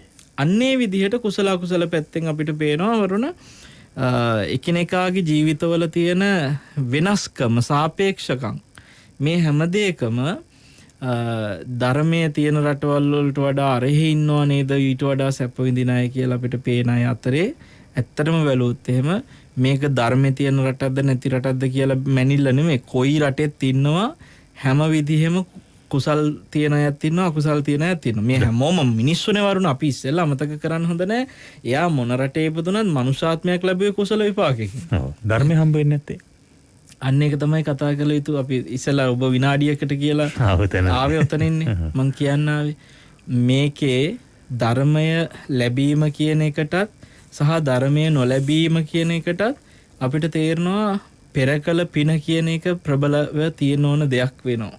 ඇයි ඒක මං කියන්නේ අපි ඇත්තටම හිතුවොත් බුදුරජාණන් වහන්සේලා මේ ලෝකෙට පහළ වෙලා ධර්මයේ කියා දෙද්දී උන්වහන්සේලා අර පඳුරකට ගැහුවොත් විසි වෙන ගානට වගේ අර අහුවෙච්ච ඔක්කොටම නිවන් මඟ කියා දුන්නේ නැහනේ. අහුවෙන ඔක්කොටම උන්වහන්සේලා සමහර දාට උදේට බලනවා අද මං කාටද උපකාර කරන්න ඕනේ. සමහරලාට යා බොහෝ දුර ඉන්නේ. ඒ දුර ඉන්න කෙනා වෙනුවෙන් සමහරට උන්වහන්සේ වඩිනවා. නමුත් වරුණ උන්වහන්සේට පුළුවන් ගේට්ටුවෙන් එළියට වැඩි තැන ඉඳලා අහුවෙන කෙනාට මේ උපකාර කරගෙන යන්න. එම්ම කලේ නෑ. එතකොට අපිට හිතන්න දෙයක් තියෙනවා. සමහරලාට ඒ බොහෝ දෙනා මගහැරගෙන ගිහිල්ලා ඉලක්ක කරන කෙනෙකුට ඇයි මෙහෙම උපකාර කරන්නේ? ඒ කියන්නේ දැන් අර ඒ කාලේ බුද්ධ කාලීන සමාජයේ උග්ගටිතඤ්ඤ පුද්ගලයන් වැඩි කියලා කියනවනේ. ඒ හොයාගෙන ගිහිල්ලා පින තියෙන කෙනා අවබෝධ කළ හැකි කෙනා හොයාගෙන ධර්මයේ කියපු නිසාද? වතු සුද්ධ ගහක මල්වල හොඳට පිපෙන මට්ටමටම මේ ප්‍රබෝධමත් වෙච්ච මල පිපෙද්දී තවත් බොහෝ පොහොට්ටු තියෙනවා දැකලා තියෙනවනේ. එහෙමයි. පිච්චවලත් එහෙම ගොඩක් කියව තියෙනවා. පොහොට්ටුත් තව තියෙනවා. හැබැයි අර මේ පිපෙන්න ඔන්න මෙන්න තියෙන මල තමයි සූර්යාලෝකෙත් උපකාර කරගෙන එයා අදාළ අවස්ථාවේ පිපෙන්නේ. එතකොට වරුණ මේ නිවන පිණිසත් තමන්ගේ හිත මේ නිවන් මඟ තුල පුරුදු කරගෙන ඇවිල්ලා මෝරච්ච අවස්ථාවක් තියෙනවා. එහෙමයි. එතකොට මේ අවස්ථාවට ආපු කෙනාට තමයි බුදුරජාණන් වහන්සේ සොයාගෙන ගිහිල්ලා උපකාර කරේ. එයාර මල් පොකුරේ පිපෙන්න ඔන්න මෙන්න තියෙන මල්. ඒ මලට අවස්ථාව නොලැබුණොත් ධර්මය අහිමි වුණොත් එයාට මේක මේ මොහොත මග ඇරෙනවා. මේ මොහොත මග ඇරුණා කියලා එයාට මොහොත නිවන මග ඇරෙන්නේ නැහැ. දැන් මම ඒක කියන්නේ අනිවාර්යයෙන්ම ධර්මයේ දකින්න පින තියෙන සමහරව ඉන්නවා බුද්ධ ශාසන නැති කාලේ උපදිනවා. ඒ කියන්නේ යා හිත මෝරලා ධර්මය ඇහුනොත් එහෙම වහා අවබෝධ කරනවා. එයා රහත් වෙනවා. එහෙම අය ශාසන නැති කාලේ උපදිනවායි කියනවා. මේක අක්කන සූත්‍රයේ තියෙනවා. එතකොට අපිට පේනවා මේ අක්කන සූත්‍රයේ කාරණාවත් එක්ක එහෙනම් ශාසන නැති කාලෙක වුණත් රහත් වෙන්න මෝරච්ච කෙනා ඉපදිලා අවාසනාවට ධර්ම නැතිකමින් අක්ෂණයක් වෙලා එයා යනවා. හැබැයි එහෙම ගියා කියලා එයාට ඊළඟ කොතනද ධර්මයේ මුණ ගැහෙන්නේ? පළමු අවස්ථාවේදීම අවබෝධ වෙනවා. මුණ ගැහෙනවා. දැන් අපි හිතමුකෝ මේ කාශ්‍යප බුද්ධ ශාසනයේ කාලේ ධර්මයේ පුරුදු පුහුණු කරපු චරිතයක් බුද්ධ ශාසනය අතුරුදහන් වෙලා ගියපු කාලෙක උපදිනවා. එයාට තියෙන පුණ්‍ය විපාකෙට එයා මනුස්ස ලෝකේ ඉපදුනා කියමුකෝ. එතකොට එයාට සම්බුද්ධ ශාසනය නොතිබුණා කියලා එතකොට ධර්මයේ ඇහෙන්නේ නැතුව කොහොමද අපේ හාමුදුරනේ චතුරාර්ය සත්‍ය පිළිබඳ අවබෝධයක් ඇති වෙන්නේ? වරුණ ඒක තමයි කියන්නේ. එයා චතුරාර්ය සත්‍ය අවබෝධ නෙමෙයි. එයා මෝරච්ච කෙනෙක්. ධර්මයේ දකින්න මෝරච්ච කෙනෙක්. හැබැයි ඒ අවබෝධය ඇති වෙන්නේ එයාට කවදා හෝ ඒ ධර්මයේ මුණ ගැහුණාට පස්සේ. දැන් අපි ගමුකෝ විශාකලා. විශාක වගේ චරිත මෙයාලා අතීත සංසාරේ යම් කිසි විදියකට ටික ටික මේකේ මේ නිවන් මගට අදාළ වෑයම් ඒ පුණ්‍ය රැස් කිරීම කුසල රැස් කිරීම කර ආපු චරිත මේක පාට කඩම් පැන්න වගේ විපදිච්ච ගමන් මේ ධර්මය ඇහුණා රහත් මාර්ගඵල ලැබුවා නෙමෙයි. එතකොට එයාලා සංසාරයේ අතීත බුද්ධ ශාසනවලත් නොඑක් පින්කම් කරමින් ඒ බුදුවරු ඇසුරු කරමින් රහතුන් ඇසුරු කරමින් ආපු චරිත. එහෙමයි. එතකොට එහෙම චරිත චතුරාර්ය සත්‍ය ගැන අවබෝධයක් ඇතුව ඉපදුනා කියලා අපි කියන්නේ නැහැ මේ ශාසනේ නැති කාලවල අබුද්ධෝත්පාද කාලවල ඉපදුනාට පස්සේ. එයාලට ඒ මේ අර තියෙනවනේ මේ අතීතේ පින් කර කුසල් කර ආපු පුරුද්ද. එහෙමයි. ඒ පුරුද්දට බුද්ධ ශාසන නැති කාලවල ඉපදුනාට පස්සේ අර පුරුද්දට ඒගොල්ලෝ ඒ මාර්ගයේම යනවා. ඒ කියන්නේ මාර්ගය යනවා පමණයි. ගිහිල්ලා බුද්ධ ශාසනයක් හමුවන තැනක තමයි අවබෝධයටපත් වෙන්නේ. අපි කියමු දැන් මේක හැමෝටම අදාළ නැහැ හොඳේ. මේක එක විදිහට වෙනස් වෙන්න තියෙනවා. හොඳම උදාහරණය තමයි මේ මුගලන් මහරහතන් වහන්සේ. එහෙමයි. මුගලන් මහරහතන් වහන්සේ තමන්ගේ මව්පියන් අතීතාත්මිකදී ඝාතනයට මේ ලක් කරන සිද්ධිය ගත්තොත් පාරමිතා පුරාගෙන ආපු කාල පරිච්ඡේදෙනේ ඕක වෙන්නේ. එතකොට මෙයා සංසාරේ බොහෝ පින් කරමින් කුසල් කරමින් මේ යම්කිසි පාරමිතා පුහුණුවක තමන්ගේ මනස හසුරෝගෙන ආපු ආත්ම ගානක ඒ අතරතුර මේ වගේ දෙයක් කරනවා කියන්නේ. දැන් අපි ඔක්කොම පැත්තකින් තියලා මේ දුසිමාරය වෙච්ච සිද්ධිය ගමු. දුසිමාරයා වෙලා මේ අග්‍රශ්‍රාවකයන් වහන්සේ නමකගේ කියන මේ කකුසඳ බුදුරජාණන් වහන්සේගේ අග්‍රශ්‍රාවකයන් වහන්සේ නමකගේ හිස පැලෙන්න ගලක් ගහනවා. මොන කල්පෙද? මේ කල්පේ. මේ භද්‍ර කල්පේමයි. මේ එතකොට ඔබ හිතන්න ගෞතම බුදුරජාණන් වහන්සේගේ අග්‍රශ්‍රාවකයෙක් වෙන්න උන්වහන්සේ පාරමිතා පුරමින් අවශ්‍ය පරිසරය සකස් කරගෙන එන්නේ මේ කල්පය ඇතුළේ නෙමෙයිනේ. කල්ප ගානක ඉඳන්නේ. ඉච්චර එහෙම ආපු කෙනා ඒ කියන්නේ දැන් ඒ ඇවිල්ලා හොඳම තැනකට තමයි දැන් භද්‍ර කල්පිට ඇවිල්ලා තියෙන්නේ. ට්‍රැක් පැන්නා වගේ වැඩක් නෙමෙයි. හරි ප්‍රශ්නයක්. එතකොට මේ මෙච්චර කරපු කෙනා ඒ ශාසනයේම ශ්‍රාවකෙට වෙන ආගමක කෙනෙක්ට ඔලුව පැලෙන්න ගලක් ගහවනම් කමන්නේ. අනිත් එක මේ පාරමී පුරණ ශාසනයේ පුරණ ශ්‍රාවකයෙකුට අග්‍ර ශ්‍රාවකයෙක් වෙන්න පතන්නේ ගල ගහන්නෙත් අග්‍ර ශ්‍රාවකෙට. හරි? නිකන් ශ්‍රාවකෙට නෙමෙයි. තමනුත් ඒ තනතුරට එන්නේ සුදුසුකම් සපුරගෙන එන්නේ ගලත් ගහන්නේ ඒ කෙනෙක්ට. මම ඒකයි සමහරු ට්‍රැක් පයින්නවා. හැබැයි හැමෝම එහෙම නැහැ. දැන් අපි ගමු මේ අපේ මහා කාශ්‍යප මහරහතන් වහන්සේ සහ උන්වහන්සේගේ ගිහි කල බිරිඳ. ඒ දෙන්න හැම ගත්තොත් අතීත ආත්ම ගානක එන්නේ මේ පින් කුසල් කරමින්ම ආපු පුණ්‍යවන්ත චරිත දෙකක්. හරි මාර්ගෙම තමයි ආවේ. ඒ වගේ මේ බොහෝ චරිත තියෙනවා වරුණ. ඒ ආපු ගමන හරි පුණ්‍යවන්ත විදියට එනවා. සමහරු පොඩ්ඩක් පිටපයින්නවා. හැබැයි පිටපැන්න අර ආපු ගමනේ රැස් කරගත්ත ගබඩාවක් තියෙනවානේ. ඔවුන්ගේ මනස යම්කිසි මාර්ගයක ගෙනාවනේ. ඒ මාර්ගෙට කොතනින් හරි පෙර පින නිසා වැටෙනවා. නොමග ගිය කෙනා ආපහු මෙතෙන්ට වැටෙනවා. දැන් අපි ගමු මේ බුද්ධ ශාසනයේදීම සමහරලාට නොමග ගියේ චරිත විදියට මේ දැන් සමහරු හිටියා බුදුරජාණන් වහන්සේගේ දේවදත්ත ධර්මයේ අහලකවත් නැති මිත්‍යා දෘෂ්ටික ඒවා පිළි අරගෙන කකුලක් උස්සගෙන අසූචි කකා ජම්බුක ආජීවකය වගේ අය. ඒතකොට ඒගොල්ලෝ අතීතේ මේ පුහුණුවේ ආපු අය. ඒ නිසා ඒගොල්ලෝ මේ රහත් වෙන්නේ. ඒතකොට අර එහෙම පුහුණුවේ ආපු අය මෙන්න ට්‍රැක් පැනලා මේ බුදුහාඳුර පහළ වෙලා ඉදි. හරි පහළ වෙලා ඉදි මිත්‍යා දෘෂ්ටික ට්‍රැක් එක යනවා. එහෙමයි. එතකොට අර පෙර පින නිසා ආයි ධර්මෙ මුණ ගැහෙනවා. එහෙමයි. ඒකයි මං කියන්නේ. හැබැයි අපි දෙයක් අමතක කරන්න හොඳ නෑ. එයා මේ මිත්‍යා දෘෂ්ටික වෙලා දුක් විඳන කාලය. අසෝචි කකා. එතන අකුසල විපාකයක් තිබ්බා. ඒ අකුසලයක්. ඒතර මේ ට්‍රැක් පයින් එකට අපිට නොතේරුණාට අකුසලයක් තියෙනවා. අකුසල් බලපාන්න පුළුවන්. අපි හන්ද දැන් එතන දැන් මම අර කිව්ව විදිහට දැන් අපි අහලා තියෙනවා දැන් උග්ගටිතඤ්ඤ පුද්ගලයන් බුද්ධ කාලීන සමාජයේ තමයි බහුතරව දකින්නේ කියලා. ඒ බුදුරජාණන් වහන්සේගේ නෙතට හසු වෙන නිසාද ජම්බුක බුදුරජාණන් වහන්සේගේ නෙතට හසු වෙන්නේ නැතුව ඉන් පසුව මේ මේ ධර්මයේ තියෙන කාලෙක ඉපදුනත් බුදුහාමුදුරුවෝ වැඩ නොහිටින උන්වහන්සේ පිරිනිවන් පෑවට පසුව ජම්බුක හිටියා නම් ඒ තත්ත්වය වෙනස් වෙන්න පුළුවන්ද? වරුණ දැන් ඇත්තටම දැන් අපි හිතමු ඔය බාහිදාරුචීරිය වගේ ආපු කණ්ඩායමක් හිටියේ. ඔව්. මෙයා මෙච්චර වීරිය කරලා අර ගල්තලා උඩට නැගගෙන කාශ්‍යප බුද්ධ ශාසනය ඉරහත්ුනේ නැත්තේ. හේතුව බාහිදාරුචීරිය පුක්කුසාති දබ්බමල්ල පුත්ත මහරහතන් වහන්සේ මේ වගේ චරිත ටිකක් හිටියා.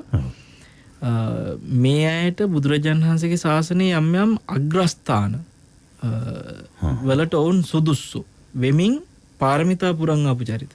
දැන් නිකන් හිතමු වහා ධර්මයේ වැටහෙන භික්ෂුන්ගෙන් අග්‍රස්ථානය ලබනවා කවුද? බාහිදාරුචීරිය. එතකොට මෙයා අපි මේක හරියට සිද්ධිය නිකන් ඔලුවට හිතා තේරුම් ගත්තොත් අතීත බුද්ධ ශාසනයක මේ විදිහටම ස්වාමීන් වහන්සේ නමකට ඒ වහා ධර්මය වැටහිච්ච භික්ෂුවගේ අග්‍රස්ථානේ දෙන තැනදී අදිස්ථානයක් ගත්තගෙන ඉන්නේ. මමත් මෙතෙන්ට එනවා. මම ඒකට කළ යුතු දේ කරන්න පටන් ගන්නවා. වීරියක් තියෙන. වෑයම ගන්නවා. බුදුවරුන්ගෙන් මේ විවරණේ ගත්ත අය. ඒ ගමන සංසාරේ වෙනුවෙන් හේතු සකස් කරගෙන ආපු අය. එහෙම ඇවිල්ලා ඔබ හිතන්න කාශ්‍යප බුද්ධ ශාසනයේ කාලෙදී එක කණ්ඩායමේ පිරිස ධර්මය අවබෝධ කරගන්න ඕනේ කියලා අධික වීරියකින් ගල්තලාවක් උඩට වෙලා දැන් වීරිය කරනවා.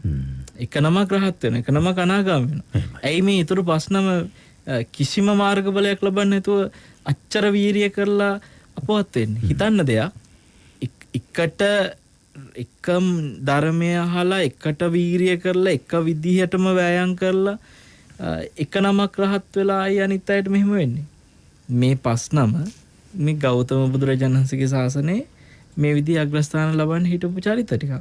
එතකොට එන්නේ පාරමිතා තමයි හේතුව. ඒ සුදුසු අවස්ථාවේ තාම මෝරලා නැහැ. ඒකට මොහොත අර. එතකොට බුදුරජාණන් වහන්සේ පහළ වෙන කාලේ උපදින්න නැතුව ඒ අය ඊට අවුරුදු 2000 ගානක් ගිහිල්ලා ලංකාවේ කොහේ හරි උපදින්න හේතු සකස් වෙන්නේ නැහැ. ඒකයි අර බුදුවරු පහළ වෙන කාලේ ওই පිරිස වැඩි වෙන්නේ. අපි මේ බුදුරජාණන් වහන්සේගේ ඇසුරේම ධර්ම අවබෝධ කරන පිරිස අනිත් සියලු කාලවලට වඩා ඒ අය මේ බුදු කෙනෙක්ගේ ආයුෂ තියෙන කාලෙම වැඩියෙන් උපදින්නේ. ඒ අතීතයේ සිට ඉලක්ක කරගෙනම ධර්මයේ තුල හේතු සකස් කරගෙන ඒකට අපි සරලවම හේතුවට අනුව වෙච්ච දෙයක්. ඒ අයට හේතු හැදලා තියෙනවා එතන බුද්ධ කාලයේ බුදුරජාණන් වහන්සේ වැඩ ඉන්න කාලෙම දැන් අතීතේ සමහර බුදවරු මෙයාලව දකින්නවනේ. දැකලා මෙයා මෙහෙම හිටියට අනාගතේ බුදු කෙනෙක් ළඟ මේ විදිහට වෙන කෙනෙක් කියලා සමහරලාට දකිනවා. ඒකට හේතු සැකසීලානේ. අර ඉරණම් ගමන වගේ තමයි ඒකත් නිකන්. ඒ කියන්නේ ඒ නිසා ඒ කාලේ වැඩි වශයෙන් රහතන් වහන්සේලා පහළ වෙනවා. පැහැදිලිව. මොකද හේතු සකස් කරගත්ත පිරිස ඔක්කොම මේ හේතු ටිකේ ඵලයේ විදියට මෙතෙන්දී උපදිනවා. ඒක ස්වභාවය. එතකොට අපි හඳුරන්නේ දැන් මේ පංචශීල ප්‍රතිපදාව ඒක මේ බුදුදහමත් එක්ක බුදුදහමත් සමග මත වුණ දෙයක් නෙමෙයිනේ. ඊට කලින් අනිවාර්යයෙන්ම. එතකොට දැන් අර වහන්සේ කියපු විදිහට දැන් පිටරට වෙනස් සැපවත් ජීවිත ගත කරන අය එමෙම වෙනකොට මේවා හේතු සාධක වෙන්නට ඇති. එතනින් ධර්ම අවබෝධයට කරා ඊට පස්සේ යන අයට යම් යම් ප්‍රතිපදාවන් පසුව දැන් දස සීලය එහෙම උසස් සීලයන් වලට යොමු වෙනවනේ. ඒවා බුදුදහමත් එක්කද ගොඩ නැගෙන්නේ? වරුණ සමහර වෙලාවට අෂ්ටාංග පෝසත සීලේ වගේ සීල පවා දැන් ඔය සක්විති රජවරු බුද්ධ ශාසන නැති කාලවල පවා සක්විති රජවරු උපෝසත සීලේ සමාදන් වෙනවා.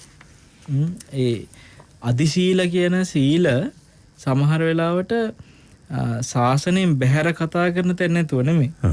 දැන් කේලම් වලින් වලකින්න ඕනේ, පරස වචන වලකින්න ඕනේ, මේ වගේ අදිශාන ඇති කරගන්න චරිත ඉන්නවා. හැබැයි මේකේ මේ ධර්මයේ තුල සීලය ආරක්ෂා කරගන්න එකේදී තියෙන්නේ වෙනම අර අපි කිව්වේ ලෝකෝත්තර සම්මාදිට්ඨිය මූලික කරගෙන. එතෙන්දී සරලව කියනවා ආර්ය සීලයක් වෙනවා. ආර්ය සීලය කියන එකයි සාමාන්‍ය ලෝකයේ මිනිස්සු රකින්න සීලයේ අතරේ පැහැදිලි වෙනසක් තියෙනවා. මොකද්ද ආර්ය සීලයක් වෙන්නේ? සාමාන්‍ය ලෝකයා රකින්න සීලේ වරුණ සීලය රකින්න එකත් සක්කාය දිට්ඨිය මත පිහිටලා කරන දෙයක්. සාමාන්‍ය ලෝකයා රකින්න සීල සක්කාය දිට්ඨිය මත පිහිටලා කරන්නේ. එතකොට සීලයක් කැඩෙනකොට ඒ සක්කාය දිට්ඨියේ දිට්ඨිගත වෙලා තමයි ඒ කැඩිච්ච එකටත් ප්‍රතික්‍රියා කරන්නේ. දැන් සීලයක් කැඩුණාට පස්සේ සමහර පසුතැවෙන්නේ. එතකොට ආර්ය සීලය කැඩෙන කෙනා ඒ ශික්ෂාව ගැන යා දන්නවා මේ සීලේ සංකතයි. එහෙමයි.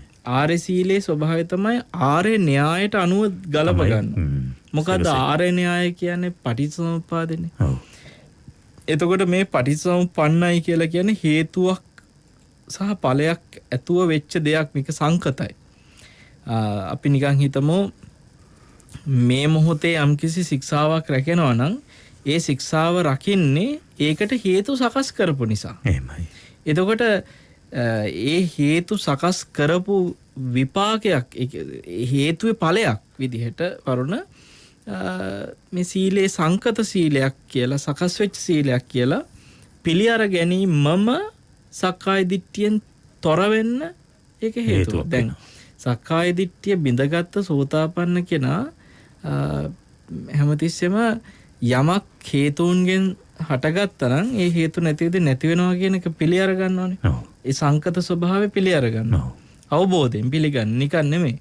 වෙනස් වෙන්නේ නැහැ. ඔව්. එතකොට සීලයත් සකස් වෙච්ච දෙයක් කියන එක සෝවාන් වෙච්ච කෙනා දන්නවා. සමාධියත් සකස් වෙච්ච දෙයක්. හේතුන්ගේ ඵලයක්. ප්‍රඥාවත් හේතුන්ගේ ඵලයක්. මේ ඔක්කොම හේතුන්ගෙන් සකස් වෙච්ච දෙයක්. එතකොට ඔක්කොම සංකතයි. අසංකතයෙන් මේ පිටනේ. මේ සියල්ල සංකතයි.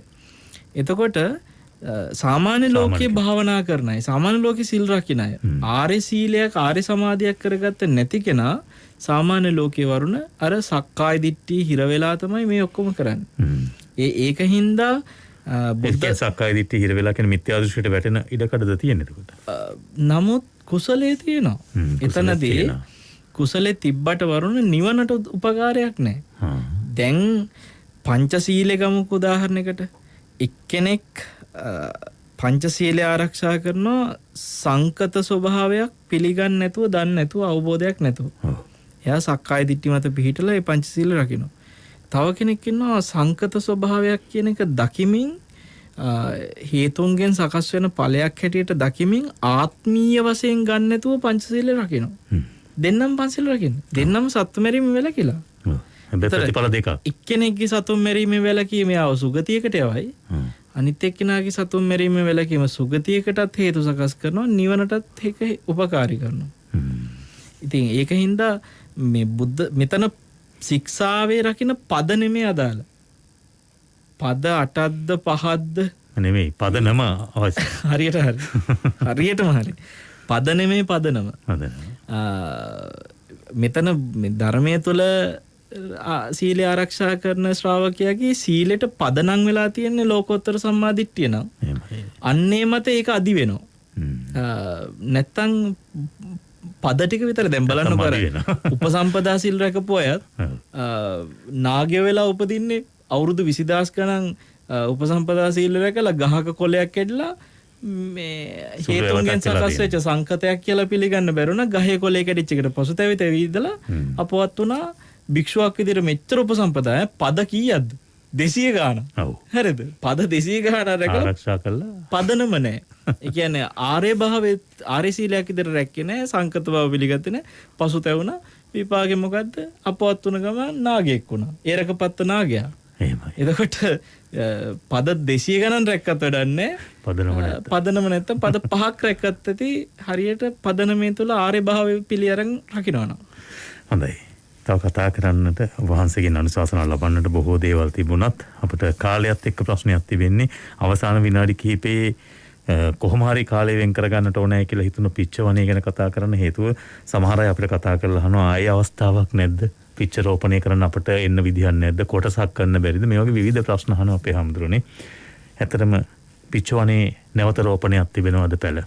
සහ තව අයට සම්බන්ධ වෙන්න විධි ක්‍රම තියෙනවද මේ මහා පින්කමට? වරුණ දැන් අපි මේ සර්මාලි මහා සෑය වෙනුවෙන් වන්දනා කරන්න වඩින ස්වාමීන් වහන්සේලා වෙනුවෙන් ඒ දන්සැල ඉක්මනින් දෙන්න ඒ වෙනුවෙන් පැල දසදහසක් රෝපණය කරනවා.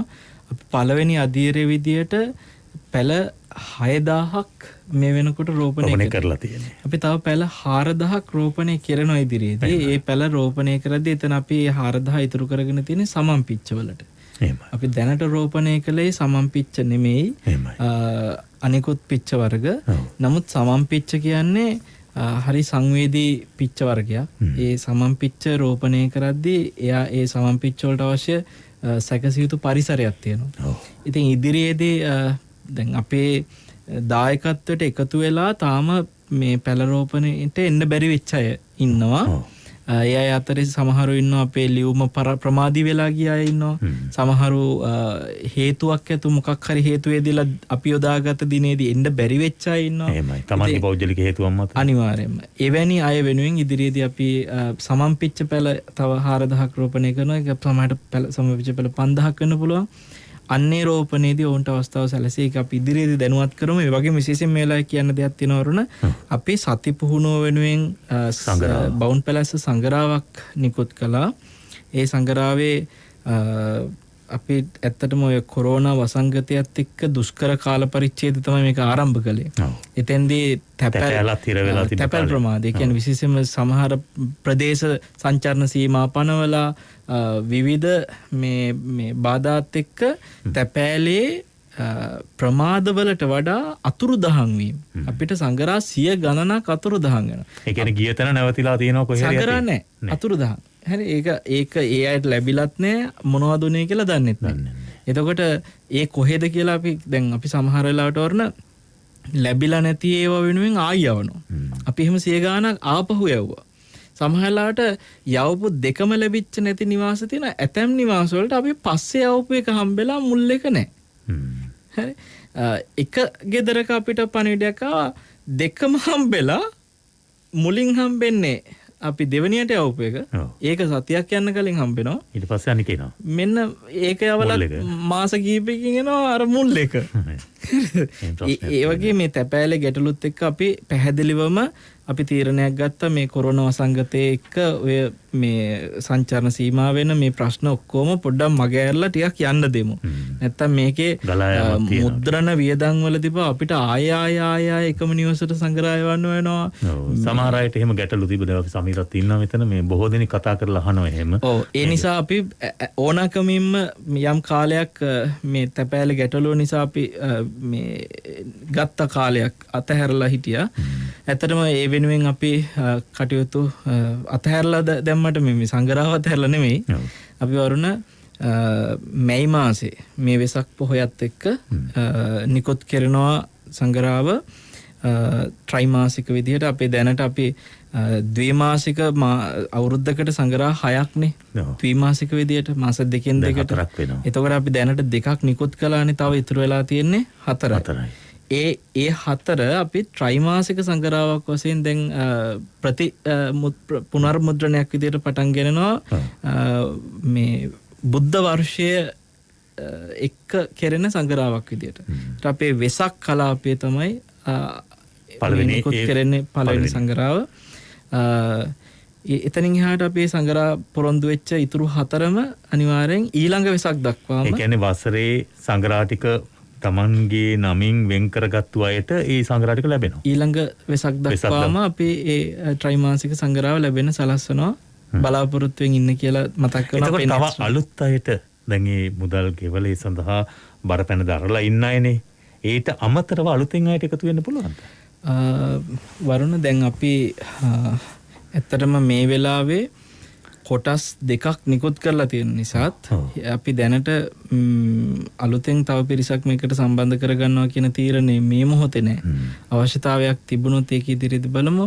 දැනට අපිට තියෙන්නේ මේ අපි බාරගත් අයගේ වගකීම. 5000කගේ වගකීමක් අපි අතේ තියෙනවා. අපිත් එක්ක ඉන්නවා මේ බවුන් පැලැස්සත් එක්ක ඒ සති පුහුණුව වෙනුවෙන් ඒ අයගේ කැපවීම අපි දැක්ක. අපිට මේ සංග්‍රහ ප්‍රමාද වෙනකොට ඒ අය කතා කර කර හොයලා බලනවා. සමහර අය මට කියන සයන්හස ඒ ඉතුරු මුදල ඒකට තව ඉතුරු මුදලක් තියෙනවා ඉතුරු සංග්‍රහ ටික. ඒ මුදල ගැන හිතලා නෙමෙයි මේකේ අපිට ඒ සංග්‍රහයේ වටිනාකම වෙන අපි මේ හොයන්නේ ඊළඟ එක කවදද කියලා අපිට කියනවා. ඉතින් ඒක නිසා මේ වෙසක් පොහොයේ සිට අපි නැවත ඒ හැමෝටම මතක් කරනවා බලාපොරොත්තුෙන් ඉන්න කියලා. හොඳයි අපි හඳුරන්නේ තව විනාඩි 2ක වගේ කාලයක් තියෙන්නේ කෙටියෙන්. දැන් රුපියල අවප්‍රමාණය වෙලා උද්දමනය ලොකු තැනක තියෙන්නේ. මේ වගේ තත්ත්වයක් තුළ පිච්චවනේ වැඩ කටයුතු කරගෙන යාමට බාධක නැද්ද? ඇයි නැත්තේ? හැමෝටම බාධා තියෙනවා නම් ඇයි අපිට බාධා නැති වෙන්නේ? ඒක කොහොමද අපි ඒක ඇත්තටම වරුණ අපි මේ සැලසුම් කරපු වියදම් කළ යුතු මුදල තමයි බෙදුවේ කොටස් වලට. ඒ කොටස් වලින් පස්සේ තව බොහෝ කොටස් ඉල්ලනවා. ඔබලත් සාක්ෂි.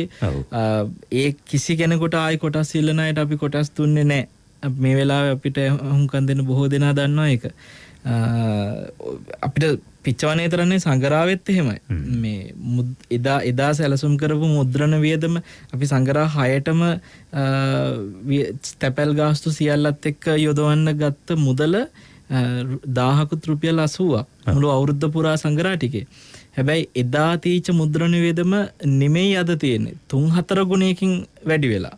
එතකොට ඇත්තටම මෙතෙන්දී මේ සංගරා තව ඉතුරු 4ක් නිකුත් කරද්දී අපිට සිද්ධ වෙනවා ඒ හැමෝගෙම නැවත මුදලක් දරන්නත් බෑ. අපිට පිරිවැය දරන්න අපිටත් එහෙම ශක්තියක් නැහැ නේ වරුණ. වෙන ක්‍රමයකින් ඒකට අපිට මුදල් ගලා එමන් නැහැ. කර්මාන්ත ශාලාවක් නෙමෙයි. ඔව් අපිට සිද්ධ වෙන්නේ අර මේ තියෙන කඩදාසි වල තියෙන ගුණාත්මකකම අඩු කිරීමක් කරලා හෝ ඒ මුදලට යටත්ව පිටු අඩු කිරීමකින් හෝ අපිට ඒ සංගරා ටික ලබා දෙන්න. පිච්ච වෙනෙත් වෙලා තියෙන්නේ අපි බලාපොරොත්තු වෙච්ච වැඩ ටිකෙන් මේ වෙලාවේ මුදලට කළ හැකි ඉතුරු වැඩ ටික කරන එක. හොඳයි මම හිතන්නේ පැලවලට ගුණාත්මක භාවයට එක හානියක් නොවන විදිහට අපි උයනක් විදිහට සකස් කරන්න ගියපු දේවල් වල වැඩ කටයුතු යම් කිසි සීමා කිරීමක් වෙනවා. හොඳයි. අපිට සමුගන්න කාල වේලා උදා වෙලා පූජනීය වන්දනීය වල්පොල ගෞතම ස්වාමීන් වහන්සේ අදත් සිත්නේ තසපොට අපේ ගෞරවනීය ආරාධනෙන් වැඩම කරන්නට යෙදුනේ. අනුශාසන හැපුව ඔබේ හිතට ලොකු සහනයක් සැනසීමක් දෙන්නට ඇති. ඉතින් ඒ රැස්කරු සියලු කුසල සම්භාරය අපේ හැමදෙරවන්ට උතුම් වූ ධර්ම අවබෝධය පිණිස වේවායි කියා ප්‍රාර්ථනා කරමින් සිත්නේ තසපොෙන් සමුගන්නවා. හැම දිනාටම තෙරුවන් සරණයි.